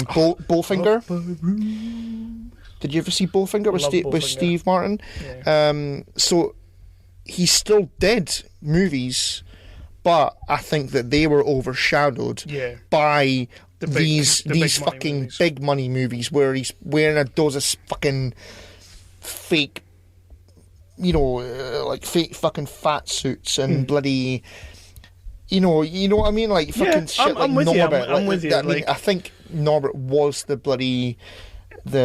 straw that broke the camel's back because it is abysmal. Yeah, it's awful. It is terrible. Yeah. I liked the first Nutty Professor movie. First one's okay. I've forgotten everything that did or didn't happen in the second one. It's just rinse and repeat. Yeah. It's pretty much the same movie. But I think that's what did it. That's what killed his career, is he became known for that instead of doing movies like Life, like fucking Bowfinger, like Coming to America, like Beverly Hills Cop. So is the answer to start making sequels to movies from 20 years ago, 30 years ago? No, it's not. I think that the answer is to almost start from the ground up in a way and, you know, become known as Eddie Murphy, the guy who does movies like Bowfinger, like Life. I'd quite like to see Eddie Murphy sort of rejuvenate his career on TV in a way. Yeah. Because a lot of people are doing that. Like, a lot of your older stalwart actors are kind of moving on to TV, and they're sort of like, right, we've had our time at the box office, but we can now make our nut being in 10 series of fucking Boardwalk Empire, or 10 seasons of Game of Thrones, or 10 seasons of this. It would be nice to see Eddie Murphy, like, I don't know, but I mean, a multitude of amazing TV shows out there. Yeah, exactly. We're in the fucking golden age of television where you've got not been better. Quality TV shows, you know, like your Game of Thrones, like your Sopranos, you know, all of those types of things, where it's not a 24 episode, churn them out, filler crap. Yeah. Like format anymore. It can be actual quality TV shows that will put the guy on the map again. I will watch Coming to America 2. Oh, I won't. But or no, it's Coming to America. That's which is also like. But it's in the same vein as fucking Dumb and Dumber 2, and honestly, I watched maybe 10-15 minutes of it. Because I think the I don't even think I got that far. The plot of it is Harry's got a daughter or something. Oh, fuck that shit. And then and very, very early on in the movie, they make it like a really horrible, disgusting, gross period joke. Oh, nice. And I was like, oh, this is the fucking trend you're setting in your movie. Nah, you're all right, thank you. Yeah, no, not for me, not for me. So yeah, that's all I've got in it. That's all I've got too. The Jean-Luc Picard Star Trek show is coming towards the end of the year. Alison Pill's in it from Scott Pilgrim on the drums. Oh, okay. Newsroom. Mm-hmm. That was her, wasn't it? Yeah, that was her. Yeah, Newsroom. Maggie. She's Maggie from the Newsroom. She's going to be in it, which is awesome. And Bill and Ted 3 is a go. Talk about sequels we don't really need. I kind of do want Bill and Ted 3. I will watch that. My only problem with Bill and Ted 3 is we haven't seen Alex Winters since Bill and Ted 2. Yeah, he's bloated. Like, from the video they released of them two announcing that 3 was a go, he's bloated a lot. Well, they're both like in their 50s now. Yeah. So. And you know what? Keanu Reeves with John Wick and a couple other projects that he's had in the last couple of years has only just kind of finally shaken that sort of image. That, like, the I'm a wooden actor and I can't really do much. Like, even in The Matrix, he still had a hint of that. Yeah. But with the sort of John Wicks and stuff like that, he's kind of got rid of that. And he's sort of turned into a bit of an action star now. Mm-hmm. So now he's going to go back and be Ted Theodore Logan. Let him do what he wants. I mean, I'm happy. I'm getting a Bill and Ted 3, so. Let him be Ted Theodore Logan again. World Stallions! That is going to be awesome. Station had better be back in it. Oh, 100%. Well, William Sadler's going to be back in it as Death, isn't he? He's confirmed as back. Can we get the robots back? And the princesses? Oh, we've got to have the princesses. The princesses have got to be back. They'll be old and mooty now, like, but still be good to see them there. Bless them. Aye. So yeah, let's move on from the news. We are going to dive into just the pilot. We'll get you back to your regularly scheduled podcast in just a minute. But we wanted to introduce ourselves. I'm Jason. I'm Jeff. And I'm Blake on this highly produced advertisement. That's right. It's the History of Bad Ideas, a.k.a. Hobie. You can find us on Twitter at Bad Ideas Podcast and on Facebook at the History of Bad Ideas. But if you like a podcast roundtable with 3 to 5 guests, usually every week, depending on sick leave, talking about all things geek, including movies, TV. I ain't getting paid for this shit. Blake bitching about something and ranting, and comic books and anything else that we can think of. We have a top 5 list every week, along with a box office news, and somehow we have listeners, so they send us some feedback we answer every week. You can find us on iTunes, Stitcher, Facebook, Spotify, and any good podcast app, because if you can't find us on that podcast app, it's not a good podcast app. Damn straight. Roger says goodbye. Goodbye. So Kev, what you been watching?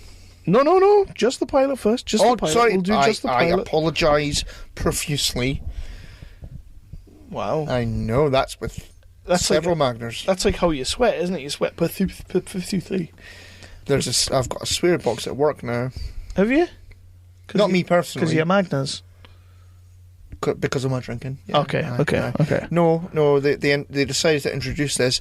I was not, by the way, FYI, the worst offender in the office. Good. But they decided to bloody well name it after you. No, they just decided. Okay, will we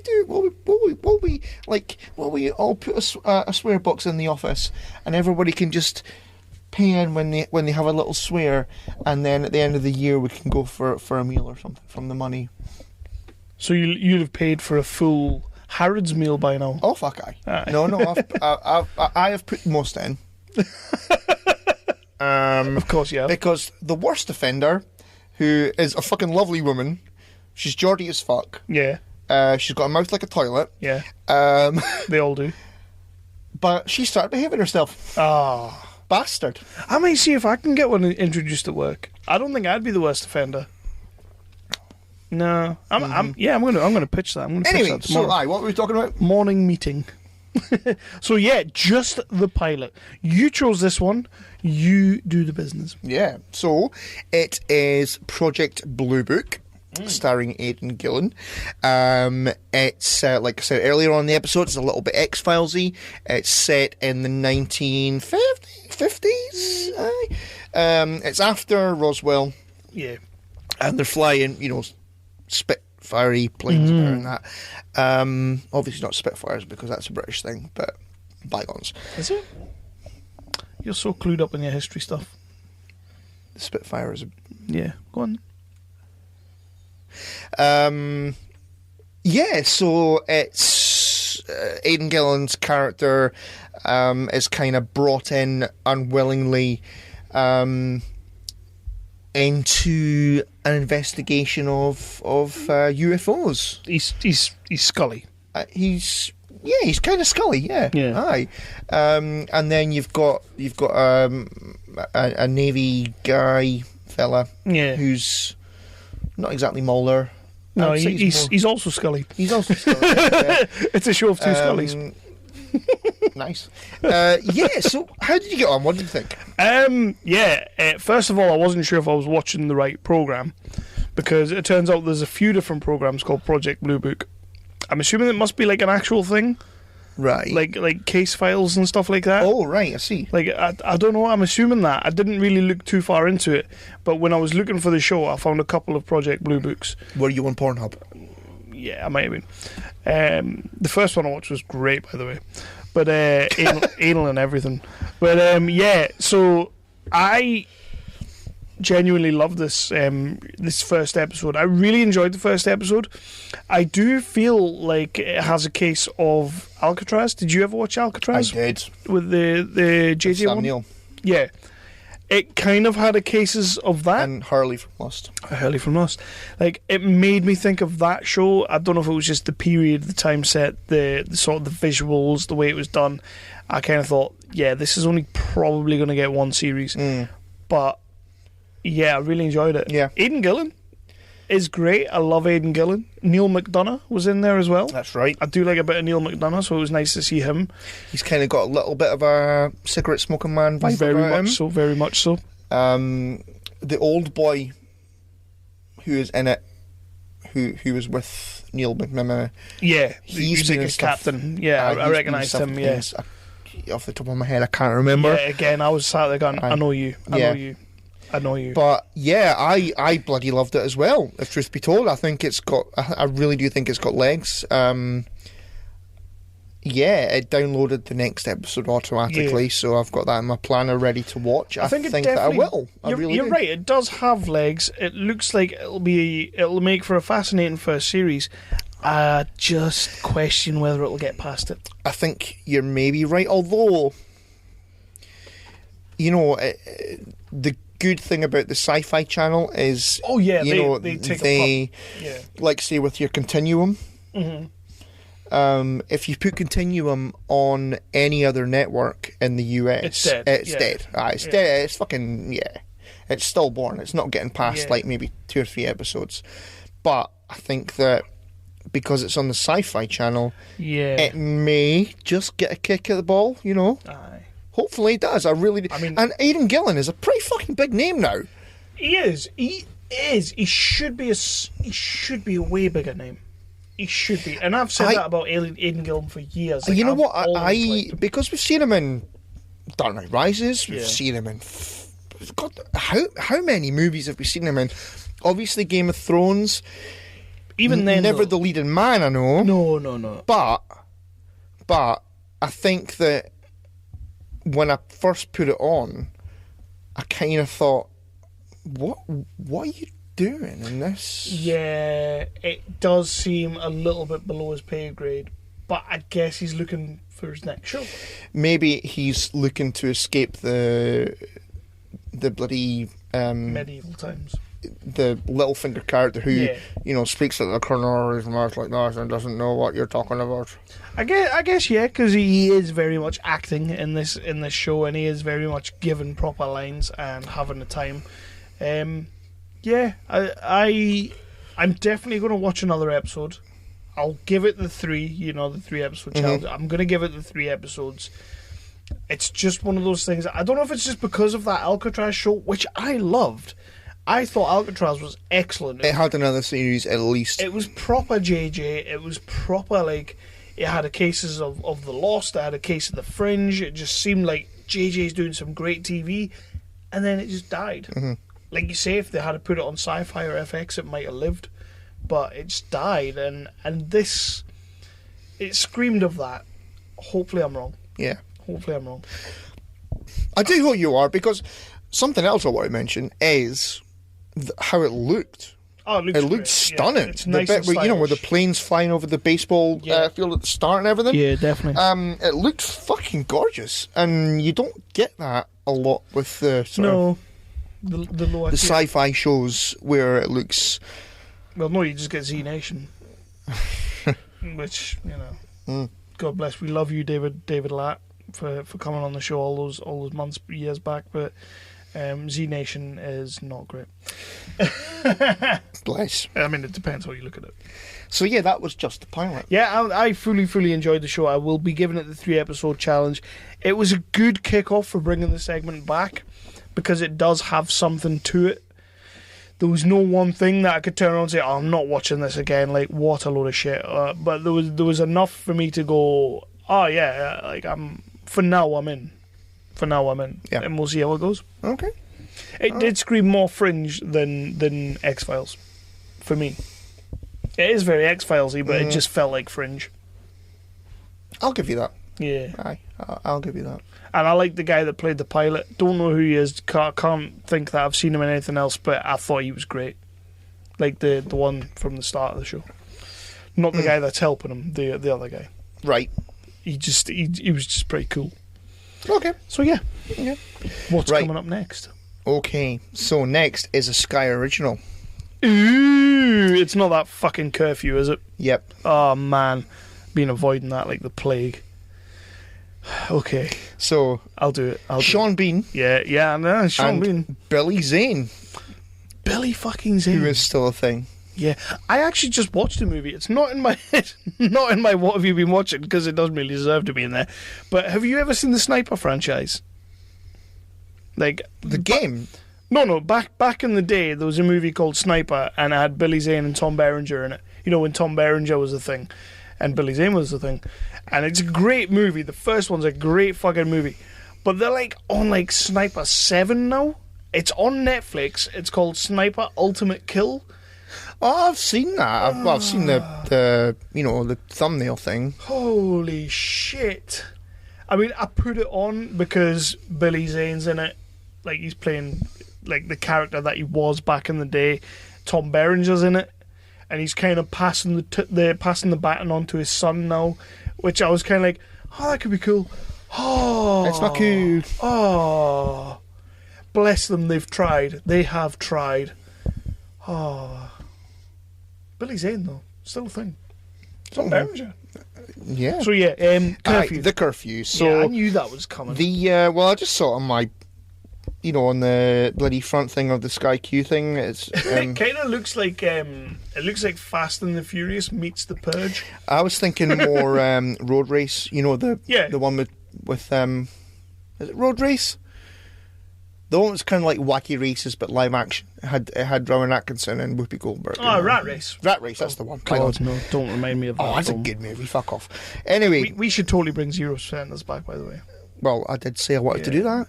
Or like revisit it. Or what did we do Rat Race on? Was that 0%? It's not. That's not a 0%. It feels like a 0%. We did. I think it must have been a revisited Must have been. or something like that. Yeah, fuck Rat Race.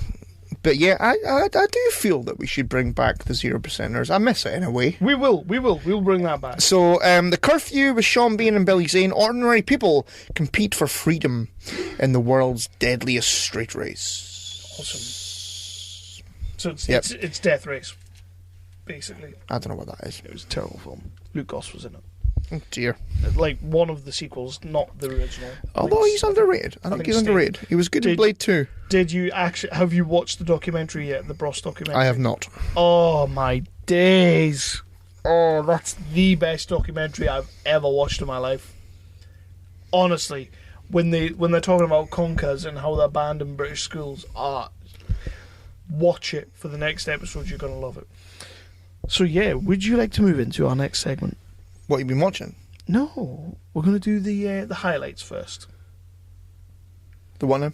We've done something we've been watching. Now Oh shit! Aye, that's right. Okay, right. Okay. So we're going to go into the Robert Downey Jr. career That's highlights. right. We're going to discuss what the man has been up to and some of our best flicks that he has been in. Mm-hmm. So yeah, let's promo and then we'll get into it. Hey, it's Brian. And it's Tony.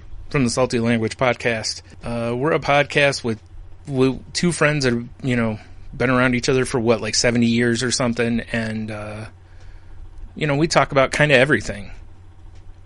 We're like a married couple that you hate. Yeah, basically something like that. No, we talk about just weird news, stuff that happens in our life, pop culture, really anything. It's we just have a nice conversation and make up stuff along the way.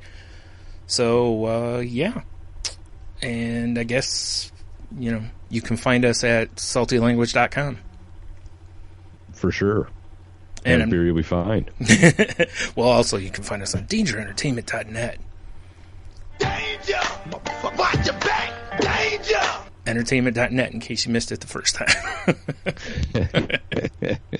So yeah, this is a new segment. This is a new segment that I devised.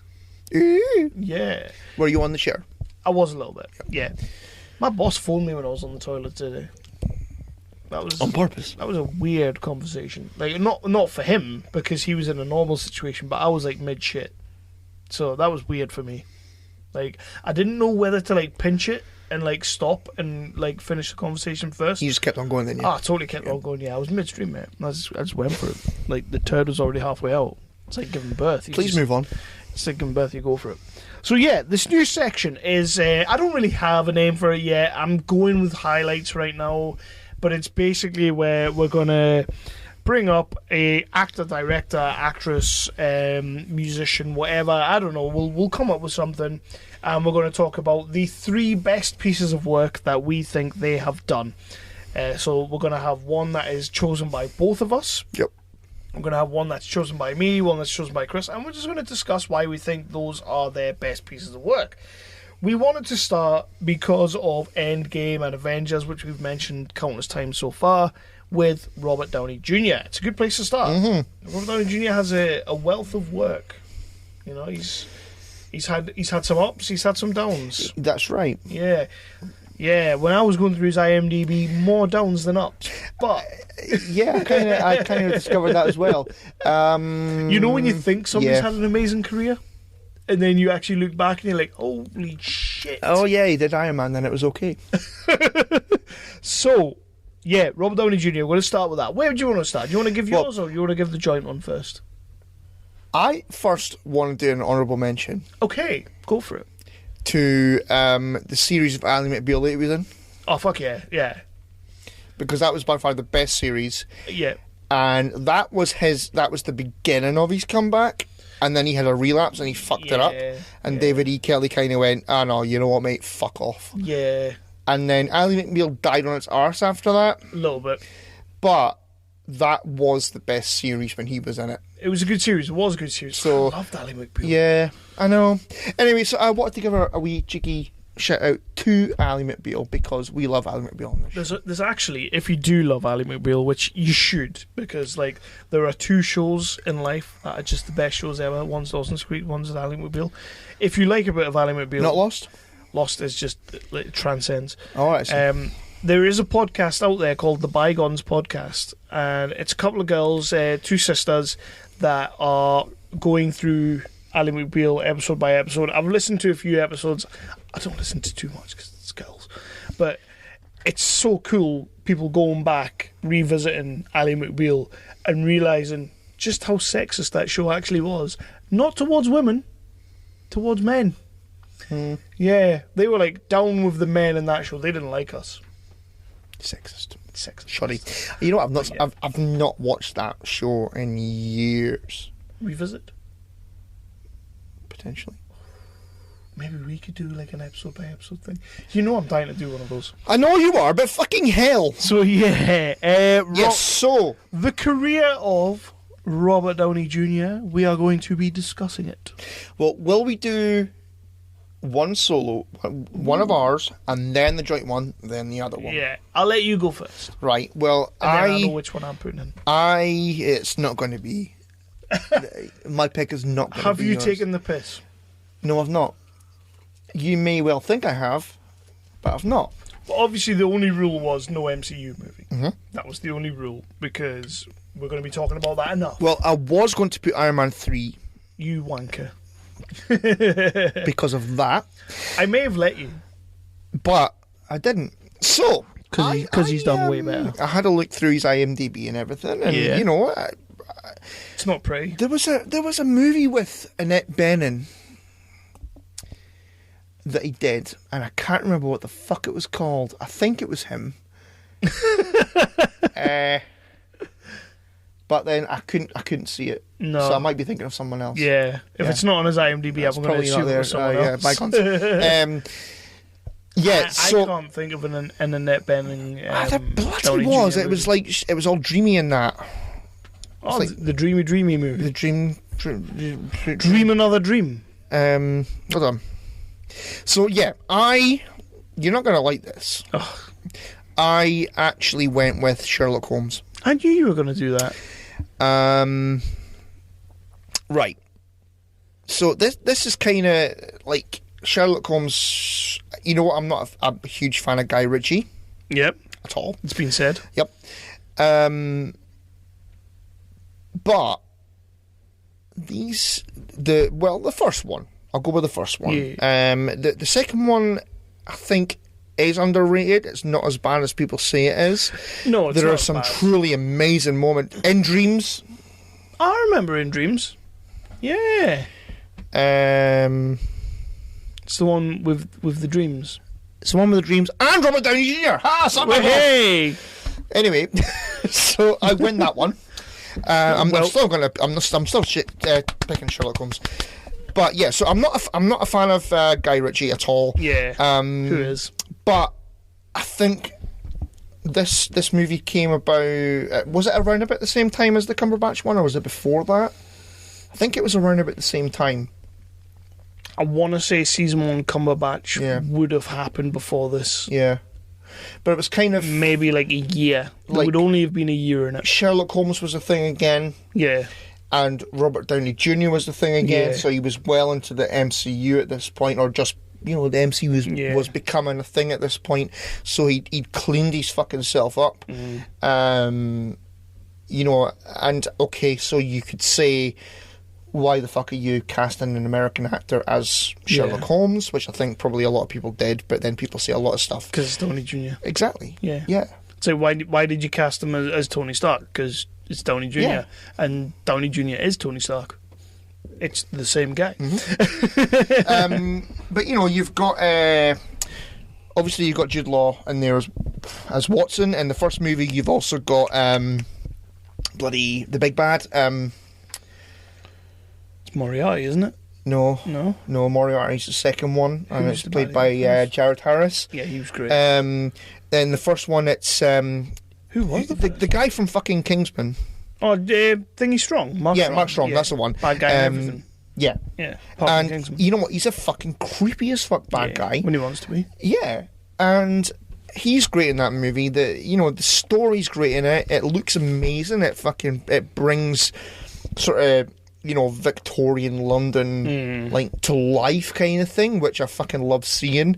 And I think Robert Downey Jr. is amazing in it. And it was the start. It was him. It was the start of him becoming what he is now, which is a fucking superstar. Yeah, but I'll give you that. Because there was other films he was making round about that time that didn't get as much fanfare, but cult wise, they were getting the bones. But yeah, this Sherlock, Iron Man, that was him being Downey Jr. 100%. I'm with you there. And I think that, okay, so he would still have the MCU, but I think that it was something for maybe people who weren't interested in superhero movies to go and see a Sherlock Holmes movie. It okay, so Cumberbatch is fucking great as Sherlock Holmes. Oh yeah. But yeah, it was also Sherlock Holmes as Sherlock Holmes is supposed to be, like, you know, in Victorian London. Victorian London, drug addict, loves the girls, bit of a ladies' man. Yeah. Also, Rachel McAdams. And can throw a punch. Yeah, Rachel McAdams, fuck me, I forget how good she is in those movies. And she is an actress who just gets shat on from a great height, and I don't know why. I would never hear of that. I don't know why, because I like Rachel McAdams. Like, even the funny shit she does, like Mean Girls and stuff like that, that was a great film. Like, you know what, can I confess something? I've never seen Mean Girls. Oh, you nugget. I've never seen it. I just called you a nugget. I know you did. But yeah, Sherlock Holmes, I know you don't necessarily agree with it, because when I suggested it for the joint one, you give me big smiley faces or laughy faces. I don't mind Sherlock Holmes. It's just I think he's done way better. Like I think he has done way better than that. I do like Sherlock Holmes. I love the again, like you say, not a big fan of Guy Ritchie, but I love like his visual style of what Victorian London was. I love when he goes into his head and he does the fight sequences and all that. That is great. I especially love, again, people give the second one a hard time, but when he does that for what he's going to do to Moriarty, and then Moriarty combats him in his head, I was sat there like legitimately quite blown away. Like, holy shit, when Guy Ritchie wants to pull it out of the bag, he can pull out of the bag. And also, for the second one, you have to give serious props to the bit where they're running through the forest. And because it's set just before the First World War, which you know I fucking love. And so you've got the bloody cannons and shit going off and blowing the trees to smithereens as they're running through the. It looks incredible. There's nothing wrong with those movies. The only in the second one, the female lead in it, Noomi Rapace, is it? Ah, right, yeah. I am not a fan of her at all. I'd rather have seen more Rachel McAdams. Yeah. And let's be honest, I mean, there's worse Sherlock Holmes movies out there. Have you seen Holmes and Watson yet? I have certainly not. Oh, shit. And I don't intend to. Holy fuckballs. Yeah. I you know what, as soon as, like, there are a couple of Will Ferrell movies that I like Anchorman, obviously, but same director. For the whole, on the whole, I'm not a Will Ferrell fan at all. Yeah. So as soon as Will Ferrell is playing Sherlock Holmes, I was like, no, he isn't. Yeah, good call, because I did watch it and fuck me. Bad times. Never that. So, yeah, let's our joint one, man. Our joint one. This, for me, this was quite an easy one. Like, I knew we were both going to agree with this one. You actually suggested it after I laughed at your Sherlock Holmes. You suggested it, but instantly it was like, yeah, 100%. It's a great movie. We both love the movie. We talked about it at great length on this podcast. We always quote it for a friend of the show, Paul Byrne. So, yeah. So cover me, you limp dig fuckers. Yeah. And you know what it is? This was Tropic Thunder. When it came out, again, he was in his resurgence phase. He was coming through and everything like that. And then he kind of made a movie that just sort of parodied.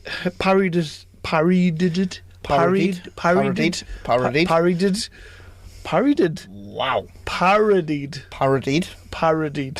Right. So he made a movie that. So this is the 365 Flicks podcast where we say parodied over and over again. He made fun of himself, but he also made fun of actors in general, method actors, and really went in on this film. And you kind of want to believe that is him. Like, and I want to believe that's how, like, say you're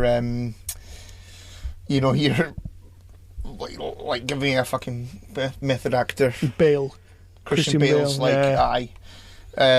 Like, I don't think for 1 second that Robert Downey Jr. is a method actor. No. Like, he's not. He clearly isn't, because he kind of plays the same role most of the time. He has a few films where he doesn't, but for the most part, he's playing Robert Downey Jr. just a little bit eccentric.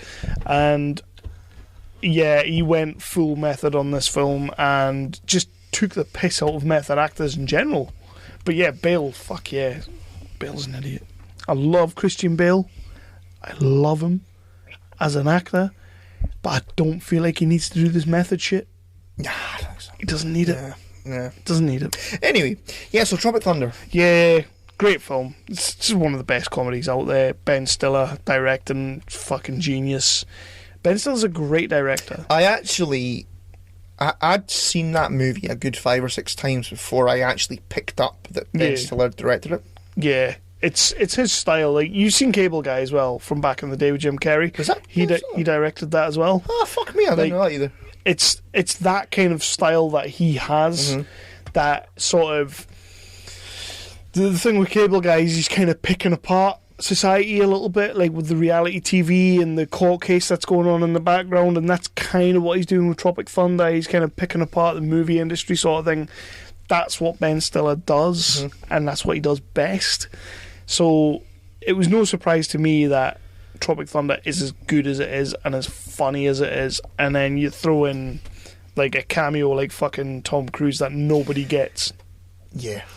There was talk of a spin-off movie of him. I'd watch that. Like, just him in boardrooms all the time. Yeah, aye. Get me a grip. Like, punch him in the face hard. Like you're saying there, it was a good couple of times before you watched it that you realised that Ben Stiller directed it. It was a good couple of times that I watched it before I was like, that's fucking Tom Cruise. What the fuck? That's Tom Cruise. When you think of the end credits, it's Tom Cruise dancing to the end credits. I mean, fuck me, it's Tom. How do you get Tom Cruise to do that? Exactly. He's all about Scientology. But then and that's the thing is you can tell that everybody was, absolutely loving making this movie. Yeah, 100%. Like, say, well, you get like a cameo from like Tobey Maguire when they're doing the parody of like the priest. Yeah, Where is it? Tobey Maguire's the priest or the other way around? And they're sort of playing with each other's crosses. But Nick Nolte's in there. Steve Coogan's in there. Steve Coogan's great in that. Steve Coogan's amazing, just in anything really, except for Holmes and Watson. He's in that too. Yeah. Oh dear, what's he doing that for? I don't know. He owed someone a favour. I think it's because he did that Stan and Ollie movie with John C. Reilly. So I'm still dying to see that. Yeah, it's amazing how a movie like Holmes and Watson with John C. Reilly and Will Ferrell can get panned so badly. 2 weeks later, Stan and Ollie comes out with John C. Reilly and Steve Coogan and just gets all the praise ever. And say, what went wrong for John C. Reilly, there? Well, Will Ferrell. He got the cancer. Damn. Yeah. Holy shit. That was a Room reference. The Room. The results are So yeah, Tropic Thunder. Yeah, Tropic Thunder. For me, I'm curious. Solo movie, I don't think it's going to be much of a surprise to you. I had 3. I had to somehow narrow it down, but we talk about his resurgence, movies that he was making around about this time, when he made Iron Man, when he made Sherlock. There was a very, very low-budget movie that he came out, directed by Iron Man 3's very own Shane Black. Oh, Kiss Kiss Bang Bang. Kiss Kiss Bang Bang. Yeah. I truly believe this is, like, for me, like, I've seen the Iron Man movies, I've seen the Game of Shadows and the Sherlock and that, but this just, to me, feels like a really personal redemption movie for him, because he plays a fuck up, he plays a total fuck up who falls into the acting game, like, ends up hanging around with Val Kilmer, trying to learn how to be an actor and everything like that. And I don't know, like, there's the story of what the movie is, but for me, in the background, there's the story of who Robert Downey Jr. is. Yeah. And Kiss Kiss Bang Bang plays into both those things. It plays into the movie, and it plays into his sort of, like, him coming back from being a total... Well, let's be honest, he fucked up, didn't he? At one point. At several points. And it's a shame. He should have had a flawless career, but he didn't. Well, he didn't, and it's a shame because shit happens. He made great movies before that. He made some terrible movies in the middle, and then he's made great movies since. But for me, Kiss Kiss Bang Bang is one of those movies that if you haven't seen it, you have to see it. It's a great movie. It is a good movie. Yeah, and it's Shane Black. Shane Black can make fantastic films. He can write fantastic films. He can direct fantastic films. Not Iron Man 3, but I don't think that was necessary. Stay away from that mainstream bullshit. Stay away from that mainstream. Your wheelhouse is the indie sort of the lower budget where you're gonna get actors who are gonna fucking act for you and go for it. Stay away from the bigger stuff. Mm-hmm. Like, did you see the Predator movie, the reboot that he did? Oh no. Oh, it's got moments, but for the most part, it's awful. Yeah, see, I was never really a huge Predator fan. See, I like Predator. I'm quite a big fan. Yeah, I mean, obviously, I watched the Arnie one, like the first one, the original. Good with the chopper. But like, you know what? Have there been like the second one was Danny Glover, wasn't it? Yeah, it was okay. It was okay. I think I probably watched that once. And then you got the Adrian Brody one. Oh no, I've never seen that because I don't like Adrian Brody. Yeah. And I had absolutely no interest in seeing the remake. The remake. I saw the Alien vs Predator, if that counts. Yeah, they were okay. They weren't, though, were they? No, not really. The second one was the second one of Triple H in it, or am I making that up? I think I played 3. I think you're making that up. Yeah. But there are 3 highlights of Robert Downey Jr.'s career. We went ahead, we both chose Tropic Thunder. Chris messaged me that, and straight away was like, yeah, that makes sense to me. Looking at his IMDb, that completely makes sense. Because it wasn't good enough to be my number 1 pick, but it definitely would have been up there. Oh, yeah. So, yeah. Question for you. Did you ever see The Judge? I did with see Robert The Judge. Duvall. I did. Robert Duvall, crazy fucking talented, awesome in that movie. I just, as much as I want to like Robert Downey Jr. in that film, he just kind of gets wiped off the screen. Oh yeah, it's Robert Duvall. Yeah, he puts in what I would call a serviceable performance, but when you got Robert Duvall, you know, at the stage of his career when he doesn't really have to try, like he's done his work, but he still kind of goes, you know what, young buck, fuck you. This is my movie. Yeah, Iron Man. Yeah. Fuck. I actually loved. I actually loved the movie. It's a great film. Yeah, I think that Robert Downey Jr. I'm catching up with you here, Kev. Did a good job, but I mean, as you say, you're on screen with Robert Duvall. You're getting your ass kicked. Yeah. My only the 3 movies that I had to choose from would have been, I would have just been pleasuring myself basically if I had chose A Guide to Recognising Your Saints. I've mentioned it countless times on this podcast. I love the movie. He's great in it. But to be fair, it's another one of those cases where, unfortunately, Shia LaBeouf's just way better than him in it. And it's like, whoever thought they would say that? Wow. Yeah. I know, right? And Natural Born Killers, his role in that is just insane. You see, I saw that when I looked through his IMDb, and it's been a long time. A fucking hell of a long time since I've seen Natural Born Killers. So good, isn't it? Like, I think that's one of those movies that you forget about. Oh, or is that just me? That might just be you, because Natural Born Killers is like, for me, it came out around about ish the same time as The Usual Suspects. Yeah, and I think that The Usual Suspects kind of overshadowed it. Yeah, and plus the fact that over here in Britain, it was banned, wasn't it? It got banned. It got pushed back because of Dunblane. Dunblane happened, which was a massive tragedy over here. And the week after that happened, it was like, Natural Born Killers is coming out, and we were like, no, it's not. Let's give us a minute, which is fair dues. It is fair dues, but they banned it for a good 5 or 6 years. Yeah, which isn't fair dues. Like, I'm not about that. Like, come on. But when that movie did finally hit, and I finally got a chance to watch it, like, I was kind of just hitting my sort of Oliver Stone like stride. I'd kind of just seen like was it your JFKs? He did that. Your Platoon. Like I was sort of into what he was doing, and then Natural Born Killers came out, and I'm like, what the fuck was he doing? Like, I mean, like, legitimately, what drugs was he doing when he made this a lot film? of drugs, allegedly. Like, it is insane. I mean, I think I tried to rewatch it, and then is it like the opening scene with is it Juliette Lewis? And I was, I was like, what? I do not remember this.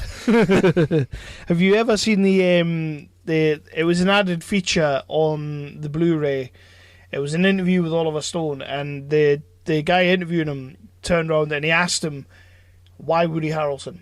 Because up until that point, Woody Harrelson was known for Cheers. That's all he'd done. He played Woody the barman in Cheers, like the most simple creature you've ever met.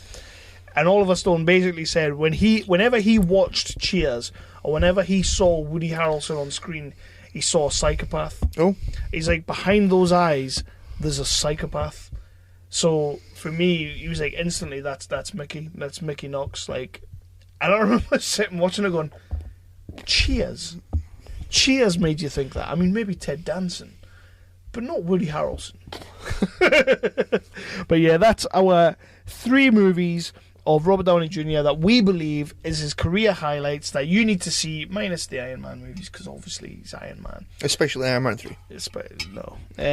So, yeah, if you haven't seen Kiss Kiss Bang Bang, if you haven't seen Tropic Thunder, and if you haven't seen Sherlock Holmes, go and watch those movies tomorrow. Yes. Or go watch Endgame. It's up to you. You'd probably watch Endgame. And that's the new segment. Yeah, it's a good call. I like that. And I have another one. Oh, what, another segment? No, this is like the same segment. Follow-up, a sequel. Let's carry on the segment and see how we get on with this one. Also, the segments that you suggest get carried on then. We'll be carrying on just the pilot. That was always you. No, I came up with that. No, you didn't. Did I not? Probably. Well, 0%ers will be coming back. Movie fights. No, I came up with that. Oh, the movie fights. That's coming back. We just have to refine that segment. I suggested it and you poo-pooed it. No, we have to... No, you poo-pooed it, Kev. I did poo-poo it. I'm sorry. But we will refine that segment and bring it back. But, so, next career that we are going to be delving into. I'm going big this time. Oh, good. Because he's fat. That's well mean. You said big. No, I am going for an absolute titan of the movie screen. An Oscar winner. One of the greatest actors of all time. Mr. Sidney Poitier. Fuck. I've only seen him in The Jackal. I've never even seen The Jackal. Come on then. Right, come on. Alan Pacino.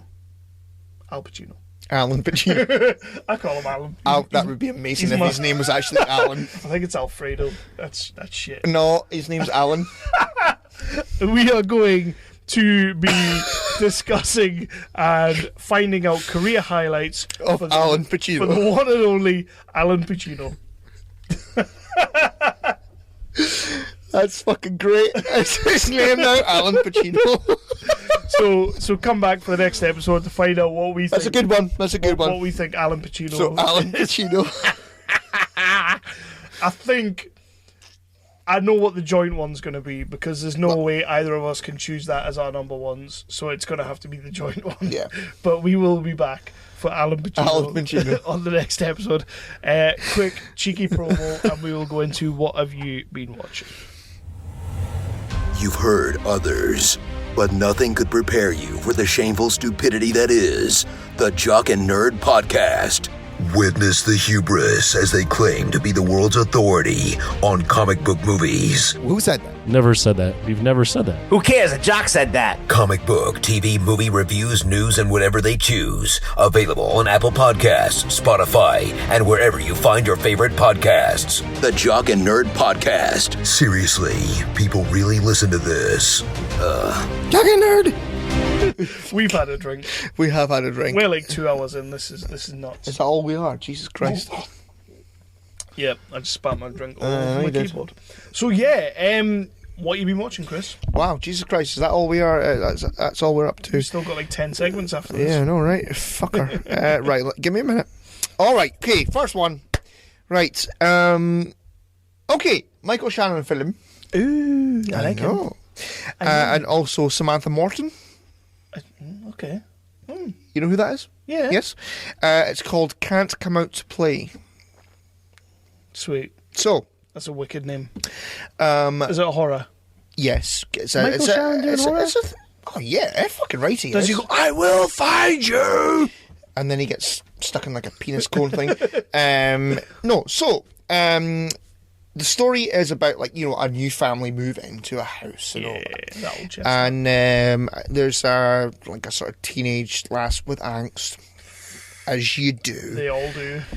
And she hasn't got any friends. Of course, Teenagers. you know, pissy.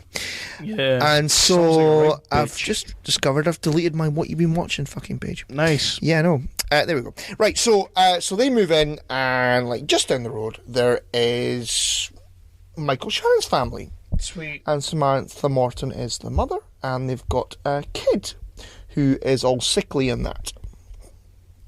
So the lass makes friends with him. And Samantha Morton isn't having any of it. Ooh. She doesn't like that. Too much. Yeah. And so the story unfolds. Where is the kid theirs, or is the kid not theirs? And so Samantha Morton is a complete fucking nutter.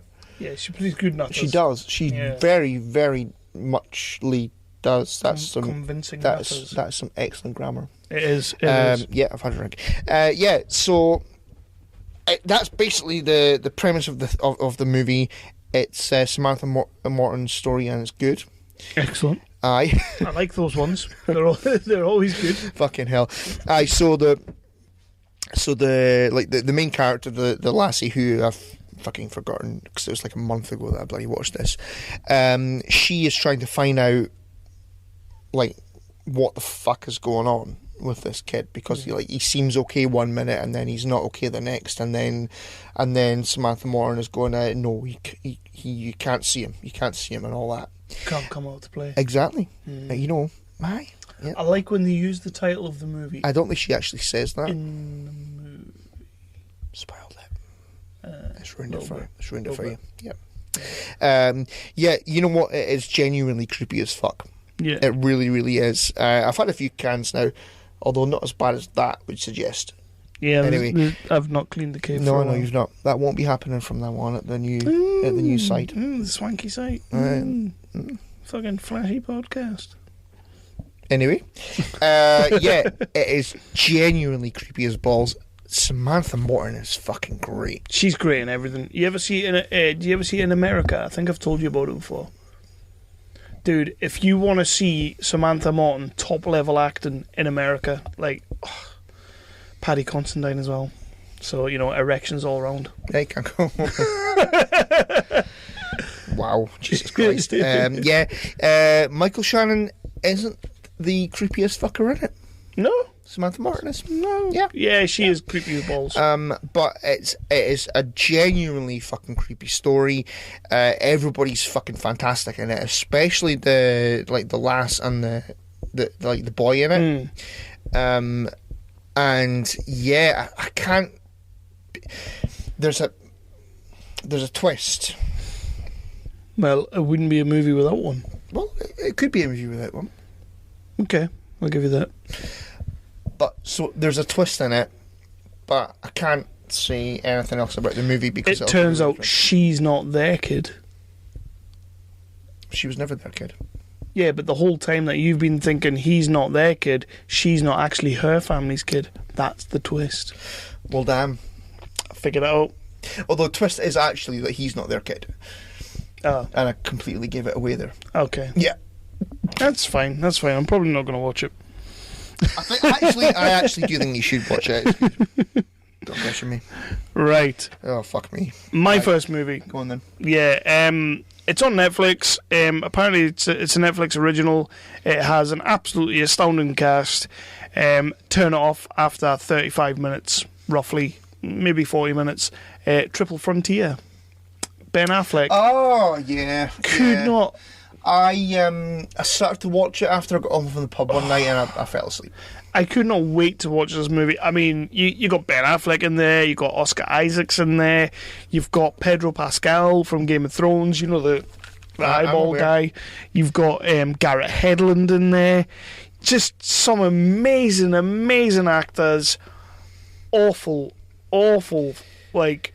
I think where I kind of fell asleep is it was all about the families and that. Yeah, there's a lot of that. So it was like The Unit, but... Yeah, The Unit.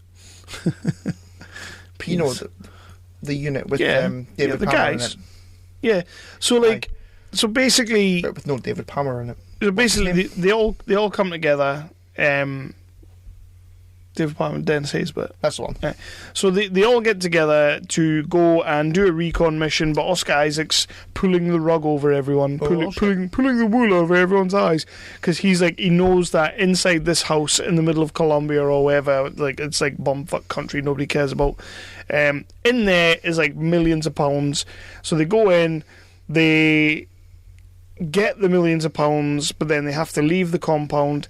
They get away from the compound after a bit of a firefight, and then you might as well turn the movie off there, because it just turns into just a really long and pretty boring escape. Oh man, this movie had so much potential, so much promise. All the actors in place to give you a good film, and yeah, like the most exciting part is kind of... It should be them escaping the compound, but they just kind of go, right, we need to escape. Right, we've escaped. Okay, now we need to get out of the country. We're going to spend 2 hours trying to escape the country. Like, but in the movie, it's like days. And it's just not good. So they're just in queue at passport control. They might as well be, yeah. I mean, I would have watched that before this. The second half of this movie is not great. Ben Affleck is fantastic. Isaacs is fantastic. Everyone in it is actually really good. It's just the movie didn't do anything for Charlie Hunnam's in this movie, actually putting in a good role. American accent, he needs to drop that shit. He needs to drop that shit quick, because it's not working for him. Didn't he do an American accent in Thingy? In Sons of Anarchy? Yeah. Was it not good in there either? It was good until he got angry. Alright. Or shouty. Right. And then it just turned into like, proper like Geordie, like who? So he'd be like, I don't want to go down there and get in a little pub and get myself a nookie brun. And a mughal pasty. And a mughal pasty. You dig it her with a Sharon fringe.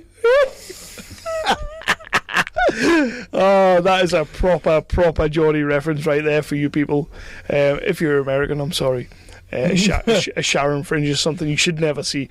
But yeah, Triple Frontier, I recommend the first 35 minutes and then turn it off. What's a Sharon fringe? It's like Geordies have like that.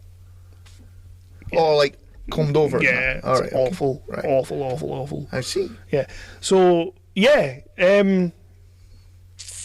I recommend the first 35 minutes. I don't recommend anything past that. Yeah, or just watch it drunk and then fall asleep. Yeah, or watch something else. Yeah. Put White Chicks on. It's always no. Oh, God, no. Okay. What have you been watching, Chris? Okay, so you don't just drop a White Chicks reference in there. That's fucking mental. We're not getting a White Chicks 2, or has that happened already? I'm sure they talked about it for a while, but hopefully it's not happening. We don't need that. Nah, we don't need the Wayans Brothers period. The Wayans Brothers period. Ooh. So, I watched Fighting with My Family. Ah, The Rock, yes. It is fucking great. It looks amazing. So, it's directed by Stephen Merchant. Yeah. The Rock is... Well, I mean, he's in it, but, you know, he's not...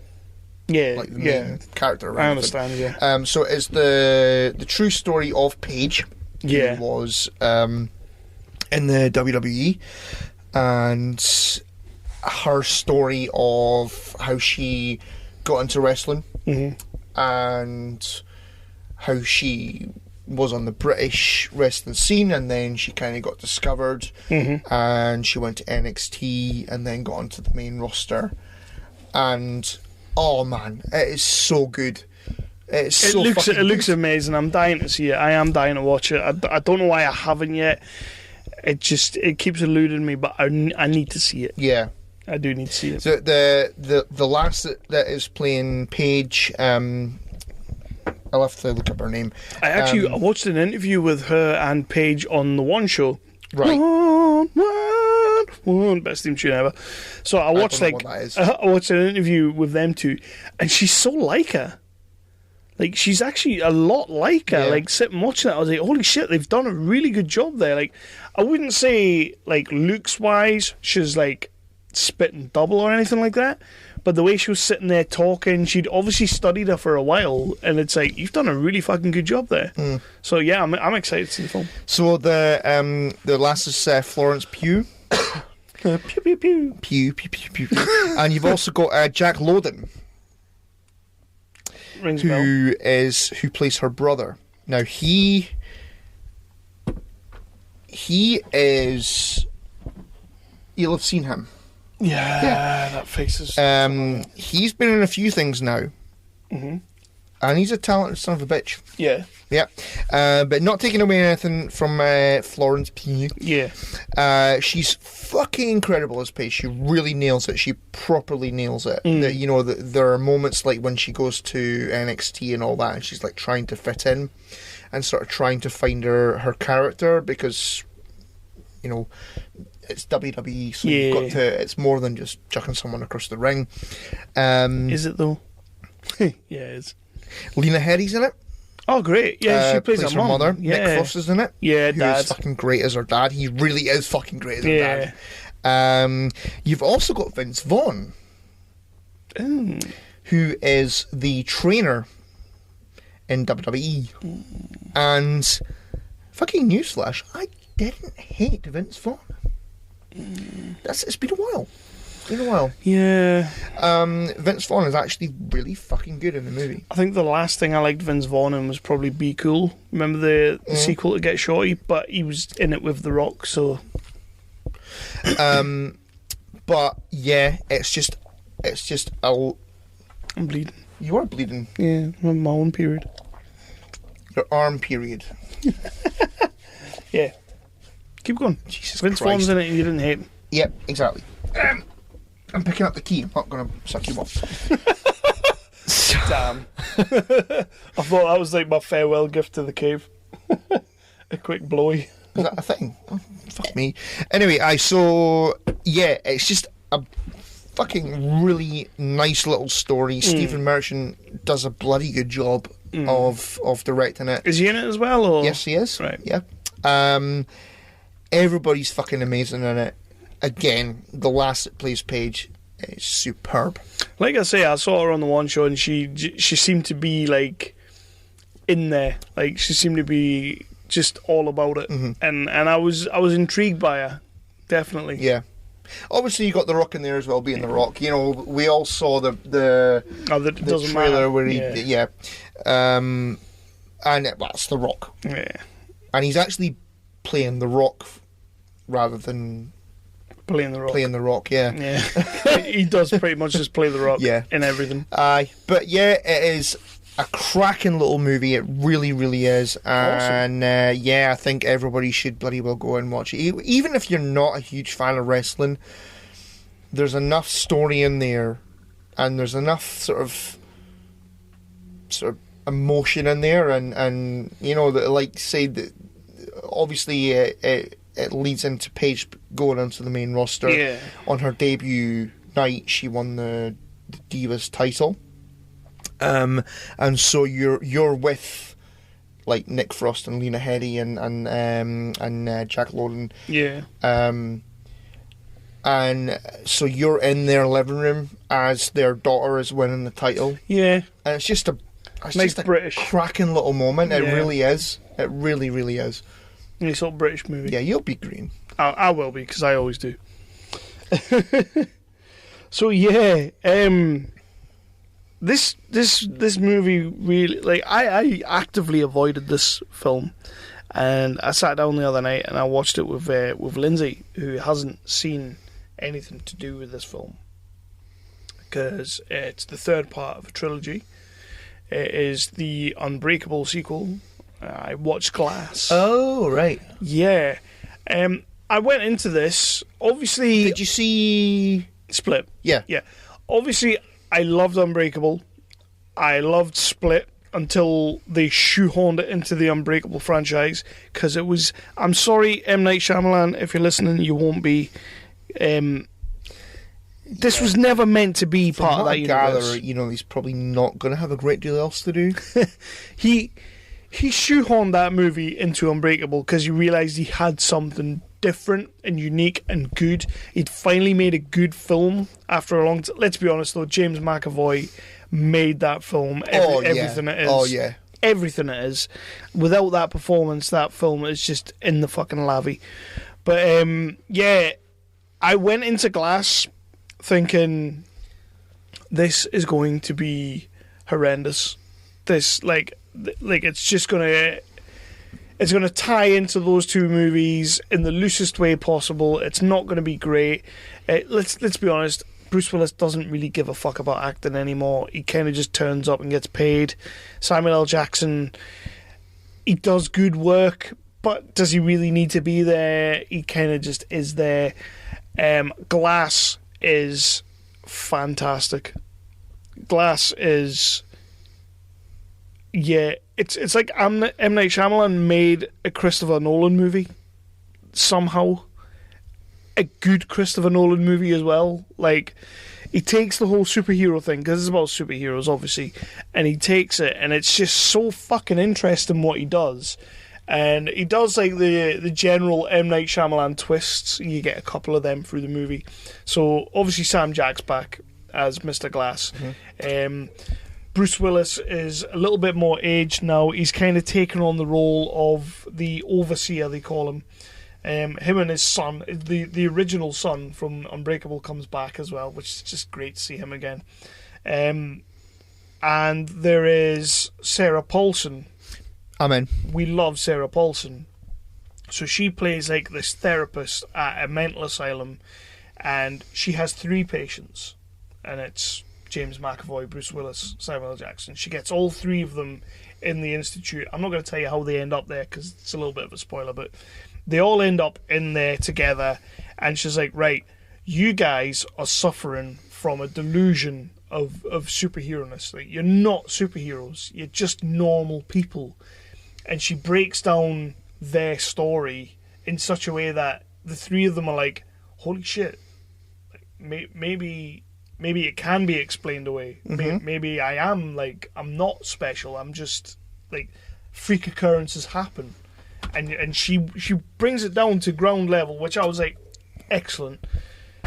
And then, obviously, Sam Jack kind of teams up with James McAvoy because the baddies. And then, obviously, Bruce Willis has to kind of try and combat them. But honestly... Yeah, like, I could have went straight from Unbreakable into Glass and not had Split in the middle. Split's good because it gives you James McAvoy's story, but it's still not part... To me, it doesn't feel like part of that universe. And then he makes it part of that universe in such a clever, quite a beautiful way. Yeah, I wanted to hate this film. I so badly wanted... When you started talking about it, I actually thought you were going to, because of... You know when you... Like, when you're just pissed about on YouTube... Yeah. And you see... Like, thumbnails with... Yeah. Glass sucks or whatever, Yeah. and... It doesn't suck. Yeah. It doesn't suck. Like, did you like Unbreakable back in the day? I loved Unbreakable. Right. You're going to love Glass. And it took me... Like, I loved Unbreakable when I saw it. And it took me a crazy amount of time to watch it again. Yeah. Because I think I actually rewatched it for the podcast. Yeah.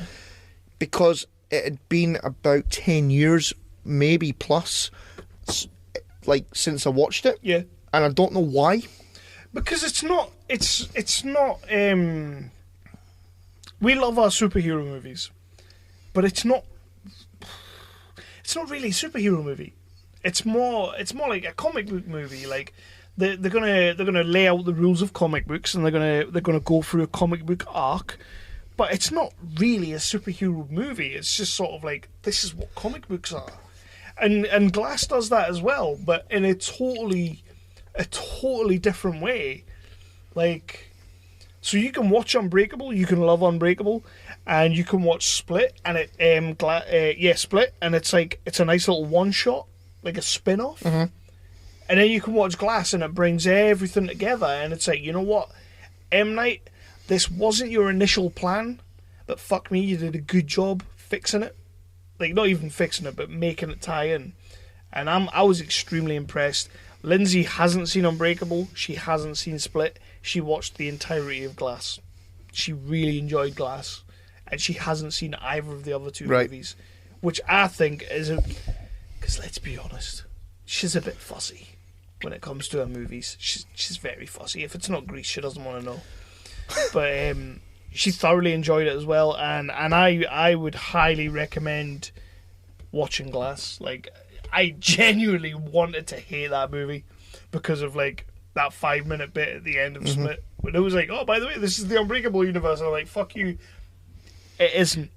Fuck you. You didn't say the magic word. And again, McAvoy steals the movie. McAvoy sitting in a room with Sarah Paulson, with Samuel L. Jackson, with Bruce Willis, and stealing the scene. And now, does Bruce Willis give a fuck? 100%.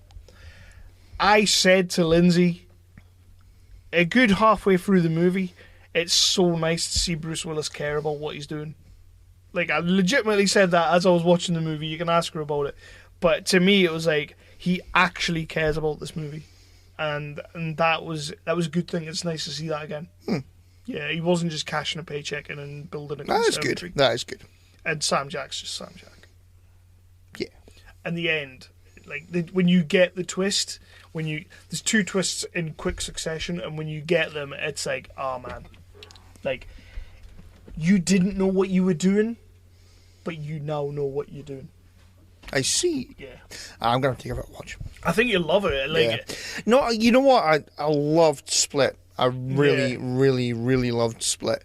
And when it at the end, it was an add-on. That was never meant to be. You know, I was like, fuck me, I can't wait for that. Yeah. So, yeah. They bring her back. She's back as well. The young lass. Right. From Split. His mum from Unbreakable's back. They got a whole host of people back. And then you throw Sarah Paulson in there, and it's like, you got a nice little jambalaya going on. Jambalaya? I couldn't think of anything else. So you just made up a word? I was going to say spagball, but that would have been stupid.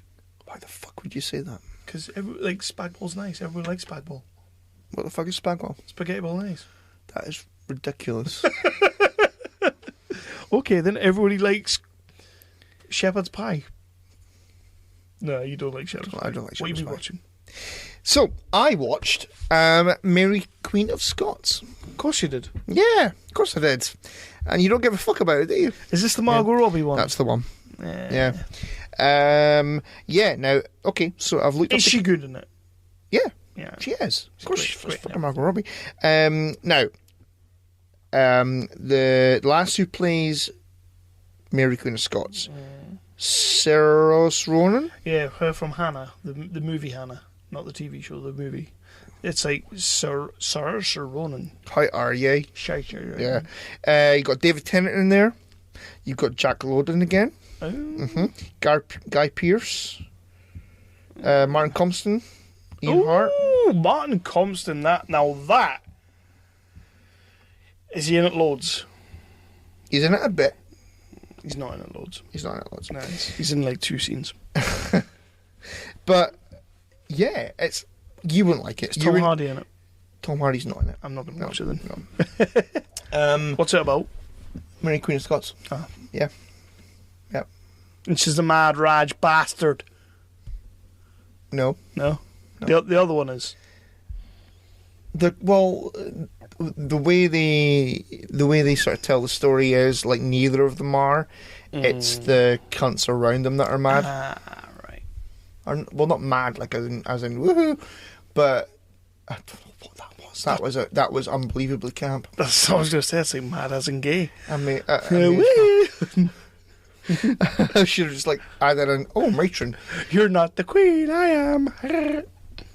So yeah.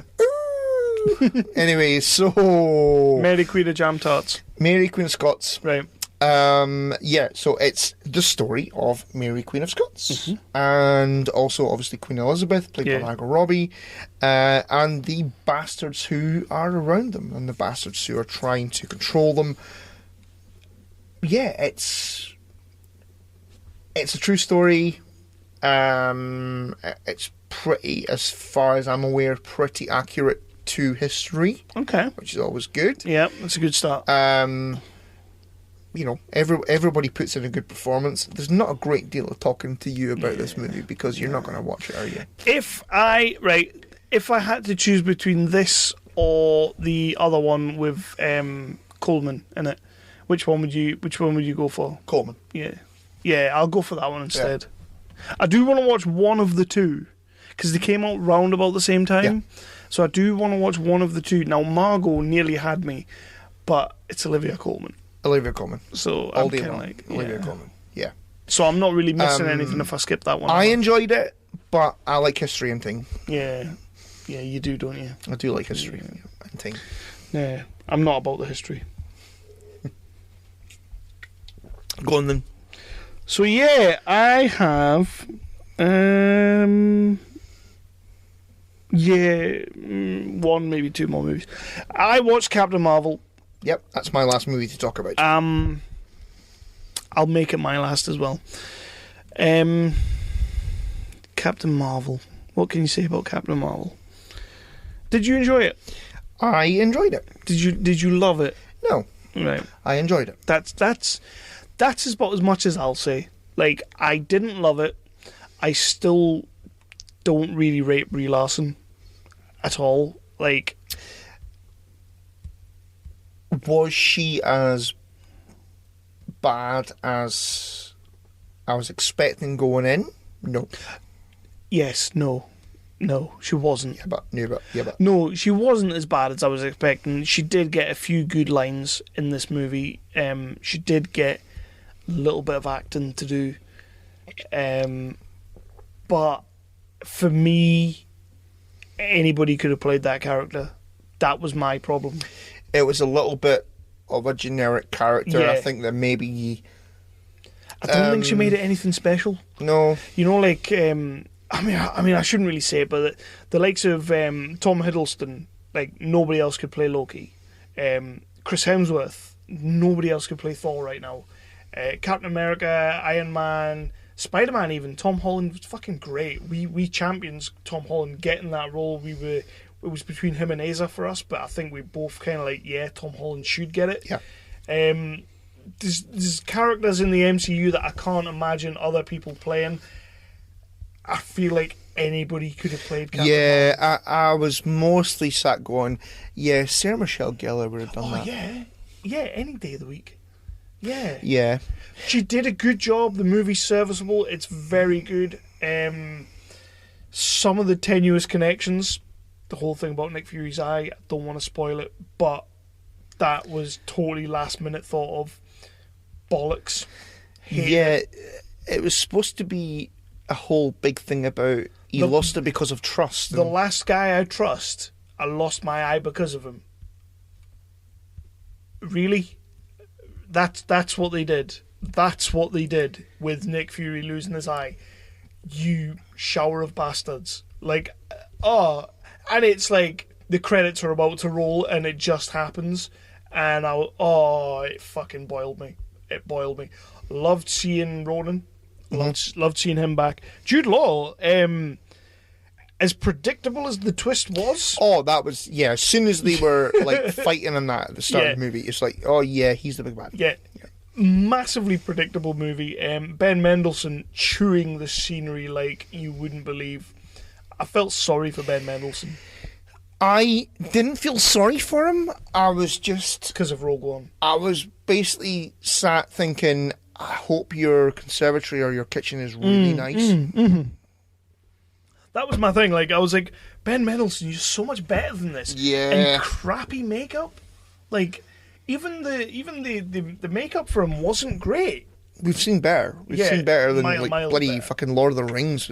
Like, the movie itself is very serviceable. It's a good entry to the MCU. I don't think it's anything startling. I feel like we should have had something better going into Endgame, but it doesn't really matter because it doesn't matter. It doesn't matter, and it was a sort of. It wasn't terrible. Yeah. I would never say it was terrible. It was a decent movie. Was it the best movie in the MCU? Fuck no. No. Was it the worst movie in the MCU? Oh, God, no. Fuck no. God, no. But so it was a bit, it was a middle of the fucking table. Like I said in the chat that we have with Jason from History of Bad Ideas when I was like rejigging my order. I don't know who that is. It's bottom. It's bottom of the tier for me. It's not in the bottom 5. I think I said it was in the bottom 5. It's not in the bottom 5. It's just outside that. It's just below midway. I just didn't rate it. I just think it was just, I had an okay time watching it. It looked good. Stan Lee cameo was awesome. Stan Lee cameo was awesome. The whole Mallrats script. A big Mallrats fan. It wasn't awful. There were some good performances in it. I think that's about as much as you can say. Yeah. And Annette Bening. That was Annette Bening, wasn't it? Yeah, like, it was. What the fuck's Annette Bening doing turning up in a Marvel movie? In a throwaway kind of... I mean, she's an important character, but kind of like her scenes were kind of throwaway. Like, could have been... Yeah. Like, but... What was she, the controller or whatever? Annette Bening. Yeah. Like, that's quite a big get in my eyes, but it's Marvel, they can attract them now. But yeah, going forward, Brie Larson, I really want her to do something incredible in Endgame. You know what I don't like is, again, going back to like your YouTubes and all that, is you see like sort of clickbait things of there's trouble on set and there's a hill on and the original cast don't like her and all that. And was that happening for this? For Endgame. With her? Apparently. Well, I didn't watch it because I'm not going to watch it. Right. I think it's fucking horse shit. Yeah, I can't imagine that. You know fine well, everyone involved in those movies is they're a team.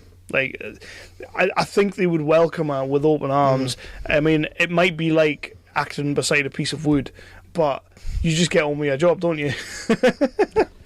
Yeah, Captain Marvel's okay.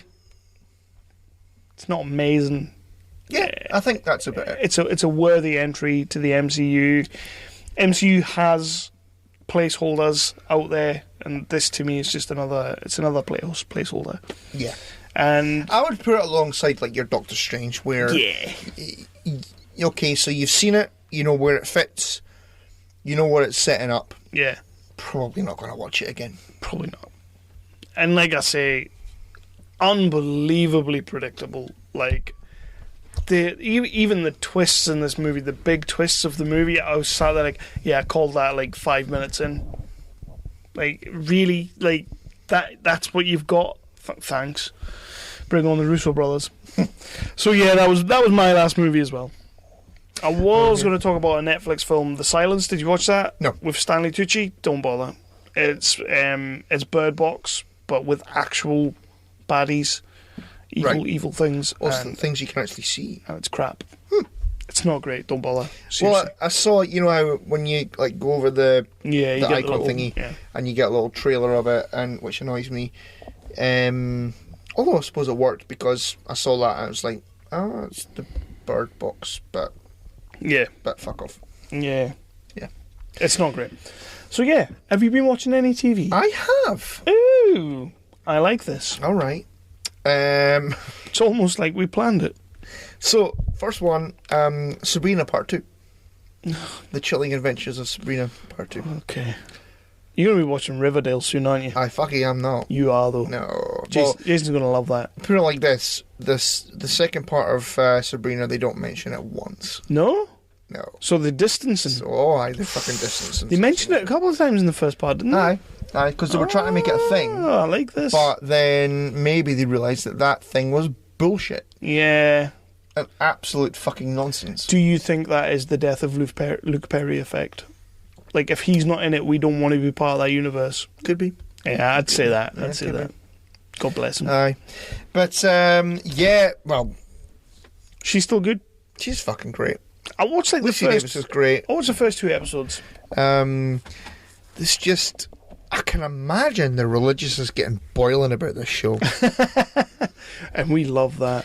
We do love that. Yeah. We fucking do. When the religiouses get boiling, we love that. I can just imagine, like, the Westboro Baptist Church planning to set fire to something. Yeah. Because of it.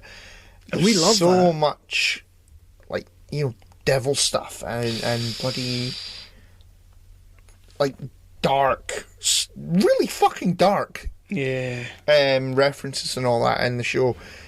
Yeah, everybody's fucking great in it.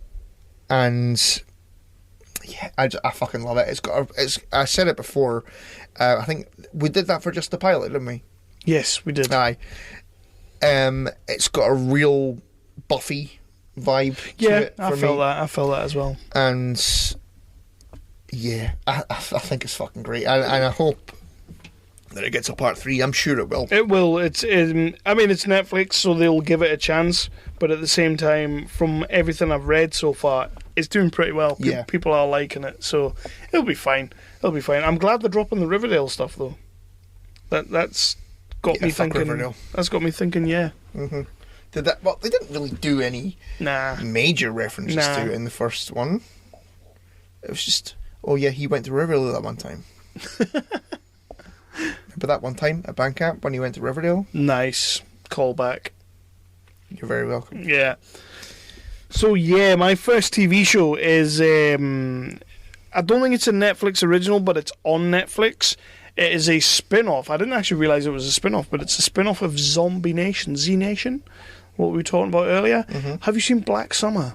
I have. Did you know it was a Z Nation spin-off? I did not. Yes. I didn't until I went on Wiki and it told me that. Huh. But yeah. I'm maybe like 5-6 episodes into it. I see, nearly finished. Right. Why is the last 2 episodes are only 20 minutes long? I didn't know that. I don't get it. Like, the first couple are like 40 minutes, 50 minutes, and then like the last 2 are like 20 minutes. Right. Quite quick. It's fucking good though.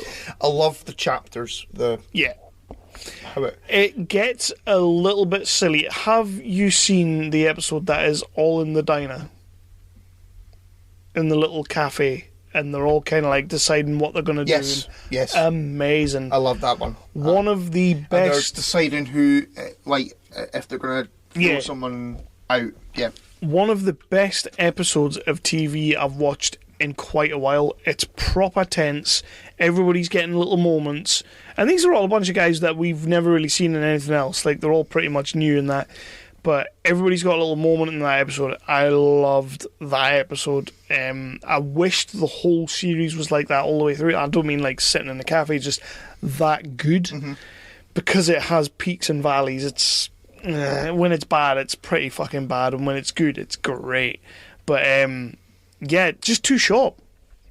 I could have done with like a bit more. Like maybe a 13 episode thing.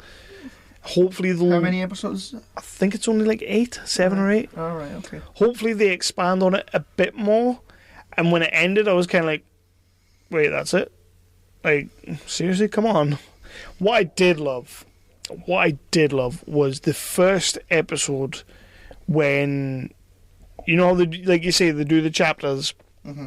And it went to, I think it was Lance, and the girl gets hit by the car, and then she turns, and then the camera followed like her as a zombie for like a good 10 minutes, just running around the streets and all that. And I was kind of like sitting there going, I don't think I've ever seen that.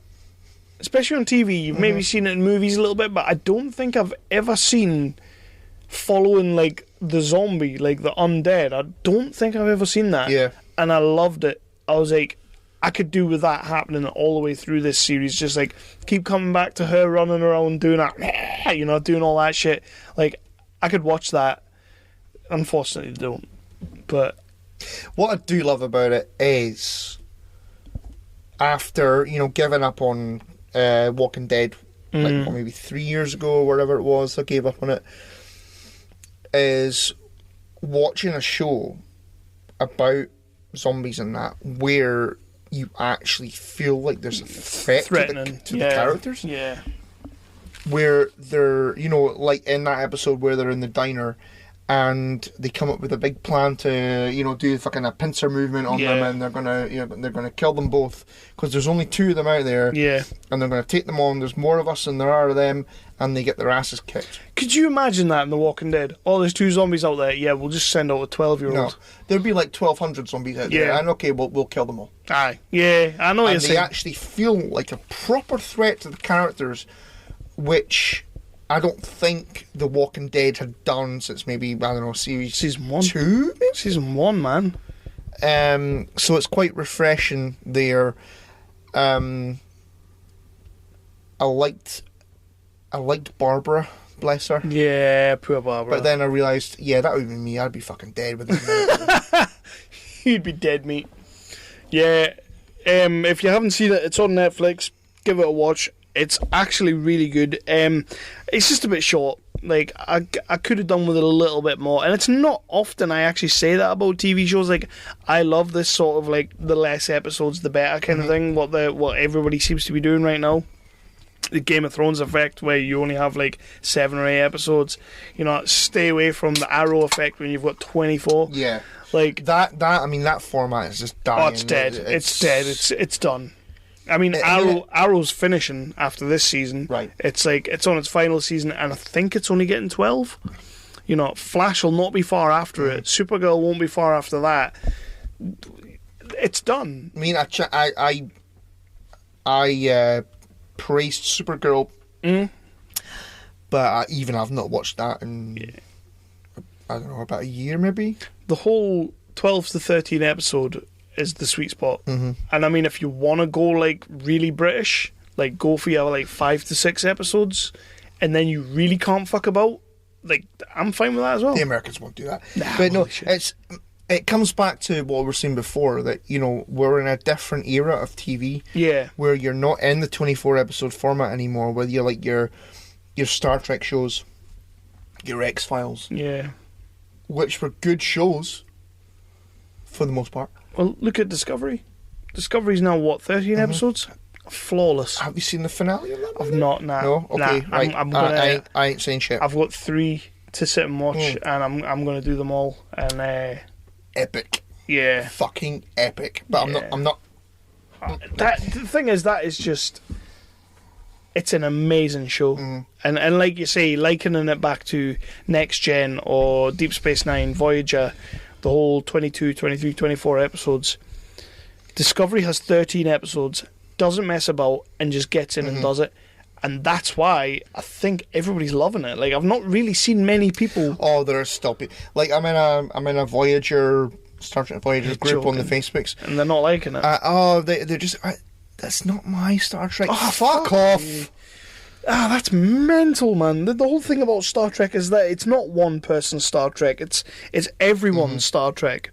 That's why it's... But I don't get people going, that's not Star Trek. You know, we spoke about... it can be anything it wants to be. At the end of Series 1, where, you know, the guy's been, like, all mind-controlled and that, and he goes into the 10 forward or whatever it's called, and he expects everybody to bloody fucking hate him, and they all they all group round him, and they're all, you know, Star Trek. That's fucking Star Trek. Yeah, exactly. You dozy bastards. Exactly, man. It's anyway. Haters gonna hate. Don't do that. For fuck's sake. Don't fucking ruin it. Anything else you've been watching? Okay, one more thing I've been watching. The Victim. Oh, The Victim. On Is this BBC. loosely based on James Bulger, but not quite? Oh, yes. Yeah. Oh, yes. 100% based on James Bulger. 100%. Yeah. Yeah. Kelly MacDonald. Awesome. Like about Kelly MacDonald. Fuck me, I'm going to forget his name. John Hannah. Yeah. Yeah. You know what? Is he in too deep? I watched it. He didn't know which side he was on. He actually didn't know which side he was on because he was a complete bastard. Oh. Okay. Yeah. But, yeah, so it's about... So the character who they suspect is like a Bulger character. Yeah. He's attacked, and he's not killed, but he's attacked, and so the mother of the child that was murdered back in the day is Kelly MacDonald from Boardwalk Empire. Mm-hmm. And so she is arrested and all that because they say she shared a photo of him on the social medias. Mm-hmm. As you do, saying, you know, that's him, go get him, kind of thing. Which somebody did. Was it her? No spoilers, but was it her? How can you tell without spoilers? Just give me a face. Did she share it? No, did she do the doing? Did she do him in? Did she do him in? Did she do him in? No. No. John Hannah do him in? No. Sheridan Smith? She's in everything. She's not in that. You know what? It's really good. Yeah. It's one I do want to watch, but you know what, man? I am a big bitch. I'm a huge woman, and that whole James Bulger thing, like, even today, still fucking haunts me. Like, that shit happened when I was young. I remember it being everywhere, and it was fucking horrible. Oh yeah, I remember it as well. As soon as I read the synopsis of that show, I was like, I can't watch that. Yeah, because I knew exactly what it was. Oh, it is totally that. Yeah, it is totally that. Yeah. Yeah. You see his mum recently on it was like Good Morning Britain. She's still an angry woman. Well, you would be. And I get it. I totally get it. But, like, there was a movie that won an Oscar. It was like a short movie and it won an Oscar. And it's based on that. But they didn't ask her for permission. I remember reading about that, yeah. Like, they didn't ask the family or anything. Like, they just went ahead and did it. That's some cold-hearted shit right there. Like, you got to be asking the family. But, yeah. And they won an Oscar for that. They should be taken off them. But, I mean, they hand those things out there. But yeah, I read the synopsis to The Victim, and straight away I was like, I am watching that. I know what that's about. I'm not watching it. I should. I get you, but honestly, Kelly MacDonald is fucking incredible. Oh, she's incredible anyway. She's great. I've not seen her in a great deal of things. Trainspotting? Oh, fuck Trainspotting. Overrated. She was in Harry Potter. Yeah. Better movie. That's why when you said Boardwalk Empire, I was like, really? You're going to go there? Like, what about Harry Potter? Surely that's where you would go. Of course I'm going to go to fucking Boardwalk Empire. Because, you know, it's more manly. Surely you'd name her best role Harry Potter. But, yeah, she's great in it. And actually, to be fair, so is the guy who is, like, accused. Right, okay. Because the whole thing is, like, you know, sort of who's the victim here when the court case is going on. Well, he's not. Well, you don't know if he is or not. He's a bastard. If he did that back then, he's a bastard. But you don't know if he didn't do it, did he? Spoilers. Awesome. Anyway. Yeah. The Victim, it is good. It's on iPlayer, is that the name of their thing? Yep, BBC iPlayer. Yeah, I do recommend it. I think I actually fucking watched it in like 2 nights. Nice. Binged it like a sumbitch. Nice. Mm-hmm. Very easy going. No, I wouldn't say that. I have... pardon me. Sorry about that. I have one last episode, one last show that I would like to quickly touch on. I've only watched the first episode of it, though. Can't wait to get back to it, because I just watched it last night. Yeah, they have made a TV series of What We Do in the Shadows. Oh. And It's incredible. The original cast? Some of the original cast. Taika Waititi? Taika's not in there. Taika did direct the first episode, though. Right. The first episode is basically the movie. It's basically like introducing you to the familiar. It's a new familiar living in the house.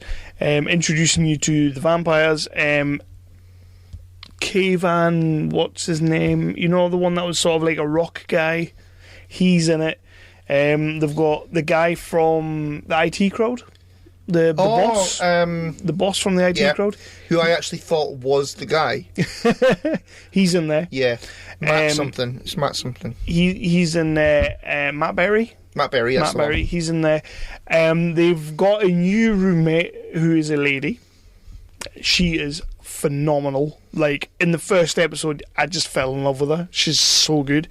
But yeah, it's basically the same kind of premise. Vampires living together, dealing with mundane, ordinary shit. And it's like sort of fly in the wall type yeah, exactly the same type thing. Really, it is just the movie, but towards the end of the first episode, they kind of take it elsewhere and it becomes its own thing. Right. I'm pleased that Matt Berry's in there. And it's written mostly by Jermaine Clement, who was a big part of the movie as well, a huge part of the movie. So he is taking over the mantle and kind of thing. Taika's back to direct. I would have loved to have seen a Taika cameo. Would have been nice. I believe we'll get one, because it's gone to series. It's apparently doing really well over in America. They are loving it because it's set in Manhattan now. Oh, right, so okay. they're loving that. But honestly, all the same humour is there. Just everything's still there. Like, because I kind of went into it thinking, this is going to suck ass. Like, they can't possibly Americanize what we do in the shadows. They can't do that. This is going to be just utter balls. And in the first episode, they sold me. I was like, right, I'm in. I'm going to watch this whole thing. And I am, because it's so funny. And it's even just like, you know, when the talking head bits, when they're talking to the camera and everything, he's sitting there and he's gone, yeah, Baron von whatever his name is coming over to visit. He had this whole plan of like global domination. He's like, we were sent here to like conquer America. He's like, we were sent here to take over America. And it's that Matt Berry, and he's sitting there going, but it's pretty fucking big. And he's just like, the way he delivers the line is just so great. And I was sat there like, yeah. I didn't watch the IT crowd, much of it. I knew he was the boss in the IT crowd, but he is hilarious. He's a funny fucker. He's unbelievably funny. And in this, his timing is impeccable. Like, there's moments where I don't think there's going to be a joke, and he just lands it, and I'm like, yeah, I'm going to keep watching this. I will watch that. I didn't think it was going to be as good as the movie, because the movie's incredible. Yeah. Like, if you haven't seen What We Do in the Shadows, go and watch it. No, I actually bought it on Amazon because it wasn't on Netflix anymore. It's so good. So I actually bought it on Amazon. So, well, the TV show, if you love the movie, you're going to like the TV show as well. It's definitely got some legs to it. As long as they keep that humour going and they don't fall into the American trap, which often these things do. Laughter tracks and that. Yeah, often they do go there. But for me, yeah, it was pretty impressive. They completely captured the movie in like half an hour, and I was like, yeah, I'm sold. You've done a good job there. I think it helps that Taika's on board, like to be directing the first episode. I don't know if he's done any more, but he's definitely done the first episode. Has his wasn't he doing a movie about Hitler? Oh Christ! Yes, you mentioned that in one of the news sections. Yeah. I wonder if that's a release date. I want to watch that. That would be pretty cool. Aye. He's also recently said that Thor 4, he's 100%. He wants to do it. Oh, yeah. 10 million. Well, 10 million, 100%. 10 million, 100%. Damn, that is many percents. But I wish that wasn't released, because it kind of makes you think, well, he's safe in Endgame, though. You can't kill Thor. Well, you can, if you're going to kill anyone. But yeah, Why has Taika Waititi got a fucking credit on Green Lantern? He probably wrote it. It's that kind of ballsy shit that he does. But yeah, What We Do in the Shadows, if you love the movie, which I don't know anybody who doesn't love that movie, you need to get it watched. It is so good. I'm looking forward to watching the rest. So cheeky little promo, top 5. Top 5 time, motherfucker. In a world of heroes, villains, 6 British actors will come together to play Pathfinder. It's sort of like D&D, but also really not like D&D. Join Fulton. I immediately regret this decision. Caragor. Oh, I see you, Kenneth. Velda. Behold my arcane powers. Shania. Yes, I've cracked the case. M. No, kill him. And the Dungeon Master for an actual play podcast that takes adventure seriously. Available on iTunes, Spotify, Google Play, Stitcher, and from DangerClubPodcast.com. Danger Club, let's roll. God, doing that voice hurts. So it's like top 5 time, but we're like 3 hours in, so we're going to keep this one short. Yeah. To be honest, I've only got 4, but we'll get there. Oh, you fucking part-timer.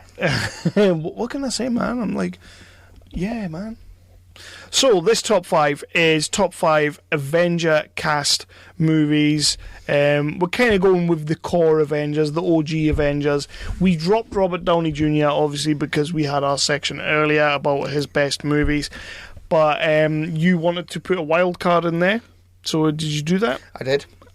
I didn't. Is that your number 5? I wish that I did. So yes, I will be racking my brains for number 5. Yeah. So basically, I went with one movie for each of the original cast, and then, well, as the wild card, it made sense to just put Sam Jack in there. You did better than me then, because I didn't even go for one of each cast. I did. Because I couldn't think of any Jeremy Renner ones. Because I'm not... Well, you're going to fucking kick yourself. Born Legacy. Hansel and Gretel.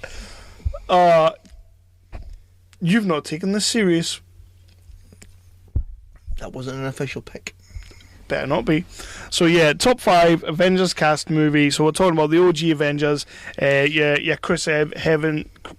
Because I was trying to say Hemsworth and Evans at the same time. Mm-hmm. Chris Evans, Chris Hemsworth, not Downey Jr., Black Widow, Hawkeye, Hulk. Mm-hmm. Anyone else? Thor. I said Hemsworth. Yep. See, that's what happens when you mix real names for fake names. That is what happens. Yeah. Yep. Acting. Method. Wow. If I was to be an actor, who would you say I would be more like? Like, do you think I'd be method like Christian Bale, or do you think I'd just be pretty like Jake Gyllenhaal? Like what? Like who? Jake Gyllenhaal. That is not what you said. I know it's not. No, you wouldn't be pretty. You'd be like... Fuck off. Fucking... Half an uggo. Aye, maybe like Timothy Spall. I'll take Timothy. I would take his son even more, Rafe Spall. I feel like I'd be more Rafe Spall than Timothy Spall. That's Timothy Spall's son? Yeah. That makes sense. Yeah, they have the same last name. Yeah. Works. Okay. Genetics. Okay, you've had a drink. You're being David Brent now. Well, we do a fucking top 5. We've pretty much just gone David Brent. I love it. Who would you say I'm more like? I would say you're more like someone who's going to do their top 5 now. Would you say I'm more like David Brent or Alan Partridge? David Brent. David Brent. Yeah, I'm not cool enough to be Alan Partridge. I've been watching that. I'm not keen on it. It's all right. This life. I'm kind of passively aggressively watching it.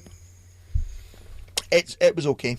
It started well. It was okay. It started well, but I thought it was going to be a whole, like, he was all about Brexit and stuff, and they don't really touch on that much. Yeah. No, he did. They did a thing about Brexit with him, and they brought back Malcolm Tucker. But I'm not sure where it is, or I don't really know what format it was in or anything. I'm assuming it was probably video. No, I don't actually.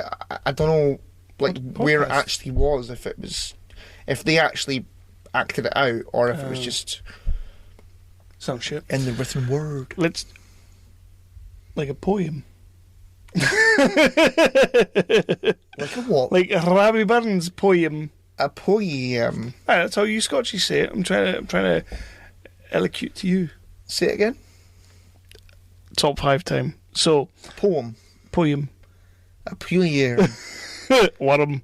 Top 5 of Avengers movies cast that aren't in the MCU. Would you like to go with your number 5? Yeah, why the devil not? I'll just...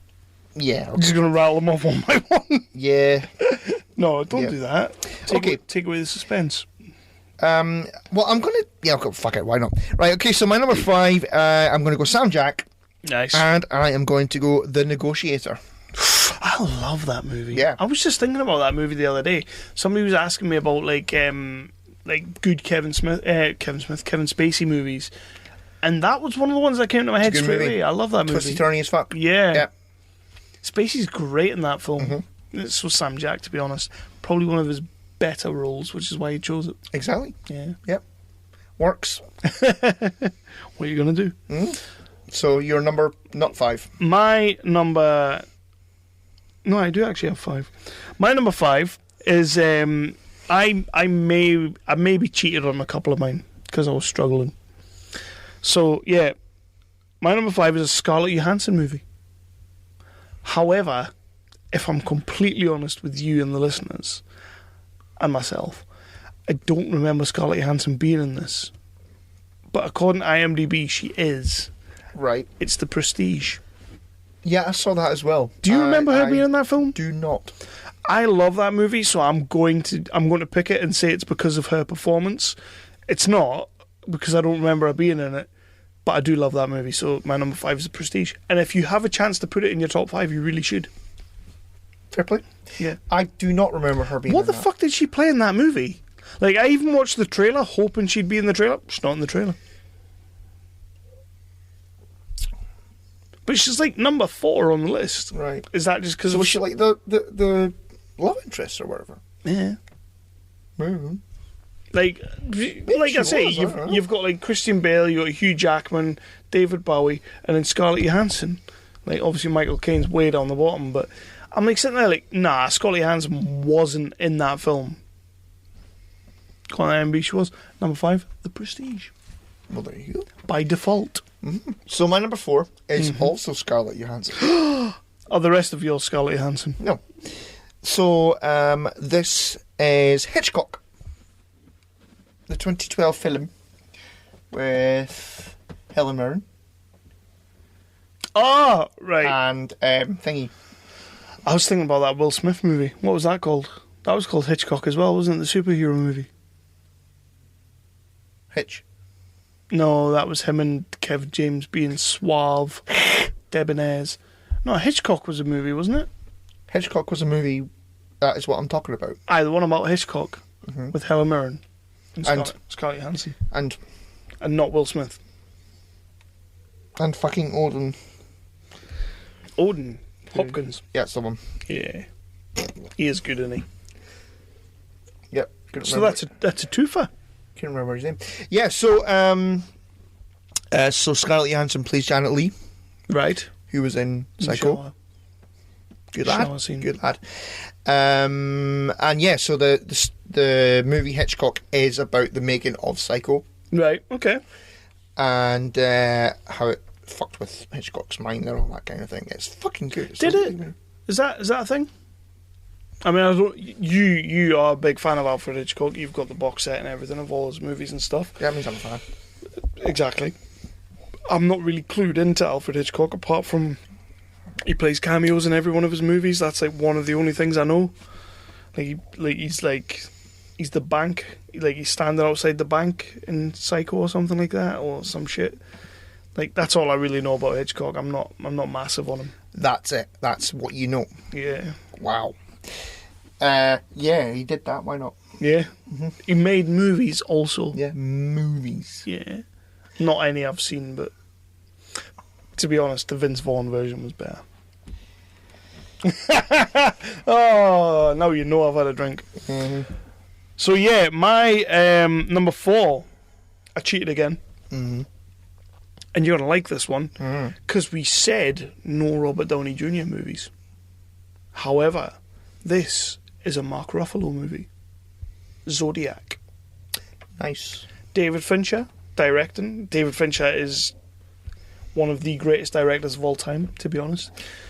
Mark Ruffalo's is in there. Robert Downey Jr.'s is in there. And Jake Gyllenhaal. Jake Gyllenhaal's in there as well. Certainly is. It's actually... I'm joking on. I'm not taking that too serious, but I do love Zodiac. It's a great film. I've only ever seen that once. I don't really think it's a watch it over and over kind of film. It is like maybe one, possibly two and done. Like I don't think you need to see it that often. It's very slow paced, but amazingly put together because it's Fincher. Fincher does that beautifully. Like that's his bag. But yeah, Ruffalo is great in this movie. He is actually really good in this movie. I would say marginally better than Robert Downey Jr. in this film, which is like, again, it's around about that time when he was coming back. Yeah. But Ruffalo's great in this film. And I'm pissed off with Infinity Wars. Why? What they did with Mark Ruffalo. Well, give him a minute. I just don't think the payoff's going to be all that good. Well, you don't fucking know that. Do you not think, though, right? Let's be honest, right? No. 2 seconds. Let's be honest with each other and ourselves. Infinity Wars, when he was in that Hulkbuster outfit, he should have hulked out then, smashed open the outfit, and... I was hoping for that. Yeah, fuck that shit. But it didn't happen. So what's your number 3? My number 3 is a Jeremy Renner film. He's been in films. I know he has. The Hurt Locker. Oh! Yeah. Told you kick yourself. I'm going to be kicking myself, yeah. Kick yourself now. Fuck me, that film's great. Don't do that, you'll hurt yourself. That film is great. Mm-hmm. Not as good as The Bourne Legacy. No. But that right there is a movie. Yeah. I know, right? Yeah. Yeah. What do you think was better? The Hurt Locker or Zero Dark 30? Hurt Locker. Yeah. I'd probably agree with you. Yeah. I like Zero Dark 30, but... It's very American. It's very American. Like, for a movie that they tried to keep nice and grounded and sort of like, this is the real shit right here. Like, that's what they were trying to do, but it just comes across as very American. Yeah. It's okay. Is it Jessica Chastain? Yeah. Isn't that? Aye. Like, we got Bin Laden because we're fucking awesome. Yeah. Yeah. Hoo-ah. Aye. Aye. Hoo-wah. Exactly. Yeah. Yeah, Hurt Locker all the way. Hurt Locker's great. Hurt Locker, good show. I actually completely forgot about that movie. Well done. So, yeah. Even while scouring IMDb. I only saw it because it's in my Blu-ray collection. Thanks. So, sarcasm. My number 3. Yeah, it's a Chris Hemsworth movie. It's Ghostbusters. It's not. I really wanted it to be, but let's be honest, he's not really all that much in it. And he might as well not be in it at all. He's just there for the men to ogle.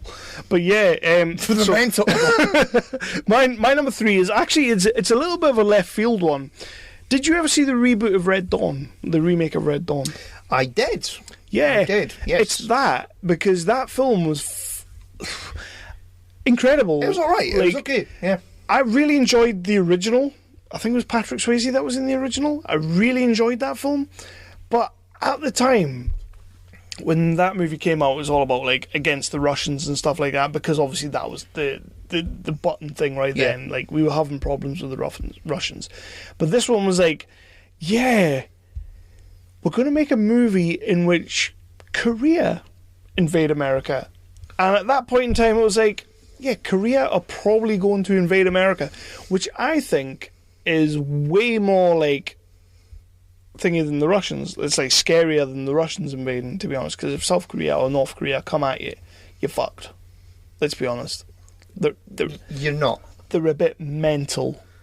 I would say, well, the South Koreans are our allies, so yeah, they are. Probably not them. Yeah, they'd be alright. The North Koreans are like fucking holding a midget by the head while it tries to swing at you. I do love them though.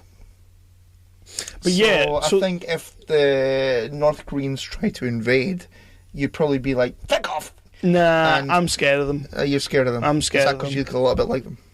Yeah, they might try and assimilate me. They might. Resistance is futile. Exactly. Nice little Star Trek reference. Hey, that took so much effort not to say Star Wars, by the way. So you better give me. I've had a drink, so fuck you. To be honest, that would have been the end of 365. So anyway, yeah, Red Dawn, the remake. Hemsworth's in there. Hutcherson's in there. Josh Hutcherson from Future Man, he was in there. I really, really enjoyed that movie, and it's one that, like, I sat down and watched it. I was like, do I need a remake of Red Dawn? Is that something I'm after? And I watched it and I was kind of, you know what? It's alright. It's actually, it's probably on par, if not better, than the original, which doesn't happen very often. And this was when Hemsworth was still sort of making his bones. Like, had he done Thor by that point? He'd maybe just done Thor 1? I think he'd done Thor 1. Yeah. So he was still making his way. Yeah, and then if they'd seen Thor 2, they would have been, no, you're alright, mate. They would have went for Liam Hemsworth. Yeah. They would have been like, you've got 4 other brothers. Give us Liam, give us, Gerald one of the other or ones. Alan. Alan Hemsworth. It's a great name. I love that, Alan Hemsworth. We'll be researching his movies next. Mm-hmm. So yeah, what's your number? My 2. Number 2 is also a Hemsworth film. And again, it's Ghostbusters. You're gonna kick yourself. No, it's not. It's Rush. That was on my list. That was on my list for a little while, and I dropped it. That is a great film. Fucking incredible film. Yeah. Daniel Brühl again. That doesn't get enough play. No. Like, even when it came out, it didn't get enough love. That was a great film. Me and Lindsay watched that. Yeah. Daniel Brühl, man. What is wrong? He should be in more. Why is nobody giving him roles? Why is nobody, like, champing at the bit to give him roles? I don't know. Because he is awesome. I know. And it's a shame, like, Civil War's a great movie, but let's be honest, that character's kind of wasted. That character is hugely wasted. Yeah. Yeah. Yeah, he was basically just there so that we had a reason to have Black Panther in it. That's kind of all he was there for. He was there for, like, turning Bucky. Yeah, but anybody could have done that. I suppose. Yeah. Yeah. Yeah, but Rush, that's a great shout. It was on my list for a little while. I don't know why I took it out. I guess for Red Dawn. Must have been. Yeah, must have been. Yeah. So what's your number 2? My number 2, and this isn't going to come as any surprise, the man has made countless comic book movies, graphic novel movies. It's Chris Evans, and the movie is... Fantastic Four. Oh, close. Just this movie just pipped it. Losers. I knew that was going to be on your list. No way it wasn't. Yeah. Losers is one of my favourite sort of comic book genre movies. It is incredible. I've read all of the comic books since having watched the movie. I've read all the issues and the graphic novels. They are just as good as the film itself. Who knew Jason Patric could still put in a performance? Idris Elba is fantastic in it. You've got the Mexican guy with the sniper rifle, awesome. You've got the scene with the guns, like they did crazy shit, like alien shit. Chris Evans, apart from Captain America, because that kind of brought him back to being the comic book star that he should be, or like the movie star that he should be, to be fair. Because he's made some great movies since, like Snowpiercer and stuff like that. Still never seen that. Great film. Another graphic novel that just, fuck me, they did such a good job with that. But Losers, he wins that movie for me. Yeah. Zoe Saldana is great. Jeffrey Dean Morgan, for fuck's sake. I think before that, like, Chris Evans was probably the guy who had whipped cream boobs in whatever the fuck movie that was. That's fucking great film. Love that film. Was that not another? Not another scene movie. Yeah. Yeah. But like he'd had a series of misfires. Like, this comic book movie thing is going to be huge. Like, he knew it was going to be huge, so he was just picking up like Push and Fantastic Four, and I'm going to make these comic book movies that are going to land big, but they just kept fucking misfiring. And then for me, he gets Captain America, which is amazing, but round about the same time he got Losers. I think Losers was maybe a couple of years beforehand. But Losers is incredible, and I don't know how... It's a good movie, it is. I don't know how it's never had a sequel, if I'm honest with you. I don't know. Like, I would love to see another one. Jeffrey Dean Morgan should always be on our screens. Yeah, I want to Losers too. That's another one that is just... He's not wasted talent. Yeah. Yeah, he is. And you know what? I kind of hoped Negan was going to be the role that catapulted him back into the limelight. But if you weren't done with Walking Dead before Negan turned up, you were kind of done with it after. Even my mum and dad have stopped watching that shit. Yeah. I was thinking... Have you given up? Or? I've given up. I gave up like 2 seasons ago. Right. I think I was only a season behind you. And I was thinking the other week, like, I might go back because Opie from Sons of Anarchy is now in The Walking Dead. And he plays as an Alpha or Beta, one of the Whisperers. And I was kind of like, that is a very interesting like storyline in the comic books. So, well, like a Walker Whisperer. Basically, the Whisperers are a group of people who just wear zombie faces, and they like mix in with herds of zombies. Because you know, like, if you've got the blood and guts over you, you're fine. They did that in series 1. Yeah, but these guys have been living that life. Like, that's kind of how they exist. And yeah, Ryan Hurst is a phenomenal actor, and I loved him in Sons of Anarchy. I loved him in The Outsiders. So I was kind of like, I might go back and watch it. I just can't do it. I'm not doing that. I can't do it. There's, you know, there's so much. There's so many shows. Yeah. And yeah, fuck that shit. Why would you choose to waste your life on a shit one? Exactly. Yeah. Uh-huh. And you know what, the ratings are consistently dropping. So, you know, but apparently they've got a 10-year plan. There's still like another 10 years to go. Fuck off. Yeah, Gimple and Kirkman, not Kirkman because he fucked off, but Gimple and who's the other one? It's mostly Gimple anyway. They've pretty much outlined a whole 10-year thing now. Yeah. That's just be done with it. Just be done. Obviously, Rick's got like 10 movies coming, so yeah. What is your numero uno? My numero uno is a Mark Ruffalo film. Ooh. At number 1. Mm-hmm. He hasn't done shit. Oh yes, he has. Now you see me. Spotlight. Still haven't seen it. It's great. It's not an easy watch. Obviously. I only had like maybe 3 wanks. You know, one of them was a challenge wank. To be fair, that's 2 less than I had in Schindler's List. So. Well, you know, there you go. But yeah, so Spotlight is about the team that broke the story about the Catholic priest pedophiles. Yeah. Mark Ruffalo, Michael Keaton's in there, Rachel McAdams again, bless her. The cast is amazing. It is a good cast. Liev Schreiber. That's the one. I don't know how that didn't win like more did it not get Best Picture? Or was it, no, it was up against fuck. Another one, Bygones. You've also got Stanley Tucci in there as well. Love the Tucci. Incredible cast. The performances are amazing, and Mark Ruffalo is fantastic, and he really, really is, because he his character grew up in Boston. That was terrible. In Boston, and no Mark Wahlberg, and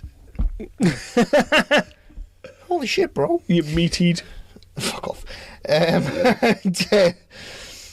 So his kids have also grew up in Boston, and so he's victims of the PD files. Like, sorry, taking it personally, kind of thing. And it's really good, and Mark Ruffalo has got some proper fucking acting chops about him. Yeah, he has. Like, even when you go back to the likes of what was the Jim Carrey one? Kate Winslet, Jim Carrey. Oh. He had like a bit part in that. It wasn't a big part. It was him and I want to It's fuck it, Eternal Sunshine of Yes, Spotless Mind. Yeah. Him and Elijah Wood. They were like sort of the two. He's great in that as well. Like not really much to do, but he's still great in it. Like Ruffalo's a good little actor. Like yeah. And then Now You See Me happened. It's an okay film. It's alright. Second one's AIDS. Oh fuck that. Second one's terrible. So yeah, my number one. Now, do I go for a wild card or do I just go with my number one pick? What was it? Fuck it, I'm going for it. So yeah, my number one is a movie that I went to the cinema, absolutely loved. This man turned up, couldn't believe it, played a pretty decent part. Movie's amazing. My number one is Chris Evans again. Scott Pilgrim versus the World. Nice. Yeah. There's no way. I considered that from the list. Yeah. When it comes to, again, comic book movies, like I feel like Losers is like amazing. Like I say, he's had so many misfires with comic book movies and graphic novel movies. This one is just not a misfire. Like, even getting the smallest part in this movie would have been a fucking triumph, because Edgar Wright, when it comes to doing what he does best, he does it best. Nobody does. Like, he's amazing. And Scott Pilgrim is, for me, one of the most flawless movies I've watched in forever. I just love it. Yeah. And there was no way this wasn't going to be on my list. I toyed with having it a bit lower so that everybody else could have a chance at getting higher up. But you know what, man? Nah. It's flawless. It's a great film. Michael Cera, one of the most annoying actors on the planet. It doesn't matter what he's in. He's fucking annoying. But he's basically Scott Pilgrim. Yeah, pretty much. Basically is Scott Pilgrim, and again, I've read all those graphic novels and all those issues, and when I read that now, it is Michael Cera. It's fucking mental. Like, you can't differentiate the two. He basically is Scott Pilgrim. So yeah, I love the movie from the start to the finish. Chris Evans' cameo, was he Evil X number 2? Just incredible. And that line when he punches him, or does he punch him and he's like, I got you, and he's like, you didn't get me, you got my stun guy. Just yeah. Aye. Awesome delivery. Chris Evans nails it. So yeah. There you go. Scott Pilgrim versus the World. Good pick. It is a good pick. I'll take that. Arrogant. And I didn't have to pick any Hulk movies. I totally did. I picked Zodiac. A Hulk movie? I have totally had a drink. You totally have. Yeah. It is 3.5 hours in. I'm going to have to edit this down. Maybe a 2-parter? No, you can't be doing that. I think you find I can. People can listen to it while Endgame's on. Yeah, and it would still be rolling after the credits. Oh, by the way, no post-credit scene. I think you're wrong. Confirmed. No, it's been confirmed. Many, many different sources. There are no end credit scenes and no post credit scenes. When it ends, it ends. Yeah, I know, right? There'll still be a whole host of Marvel fans just sitting there waiting. And then Chris Evans will come and say, when... What? You're right. Yeah, I know, it's... Wait a minute. No, you're right. It's official. Flippin' hell. I know, right? What have we going to do?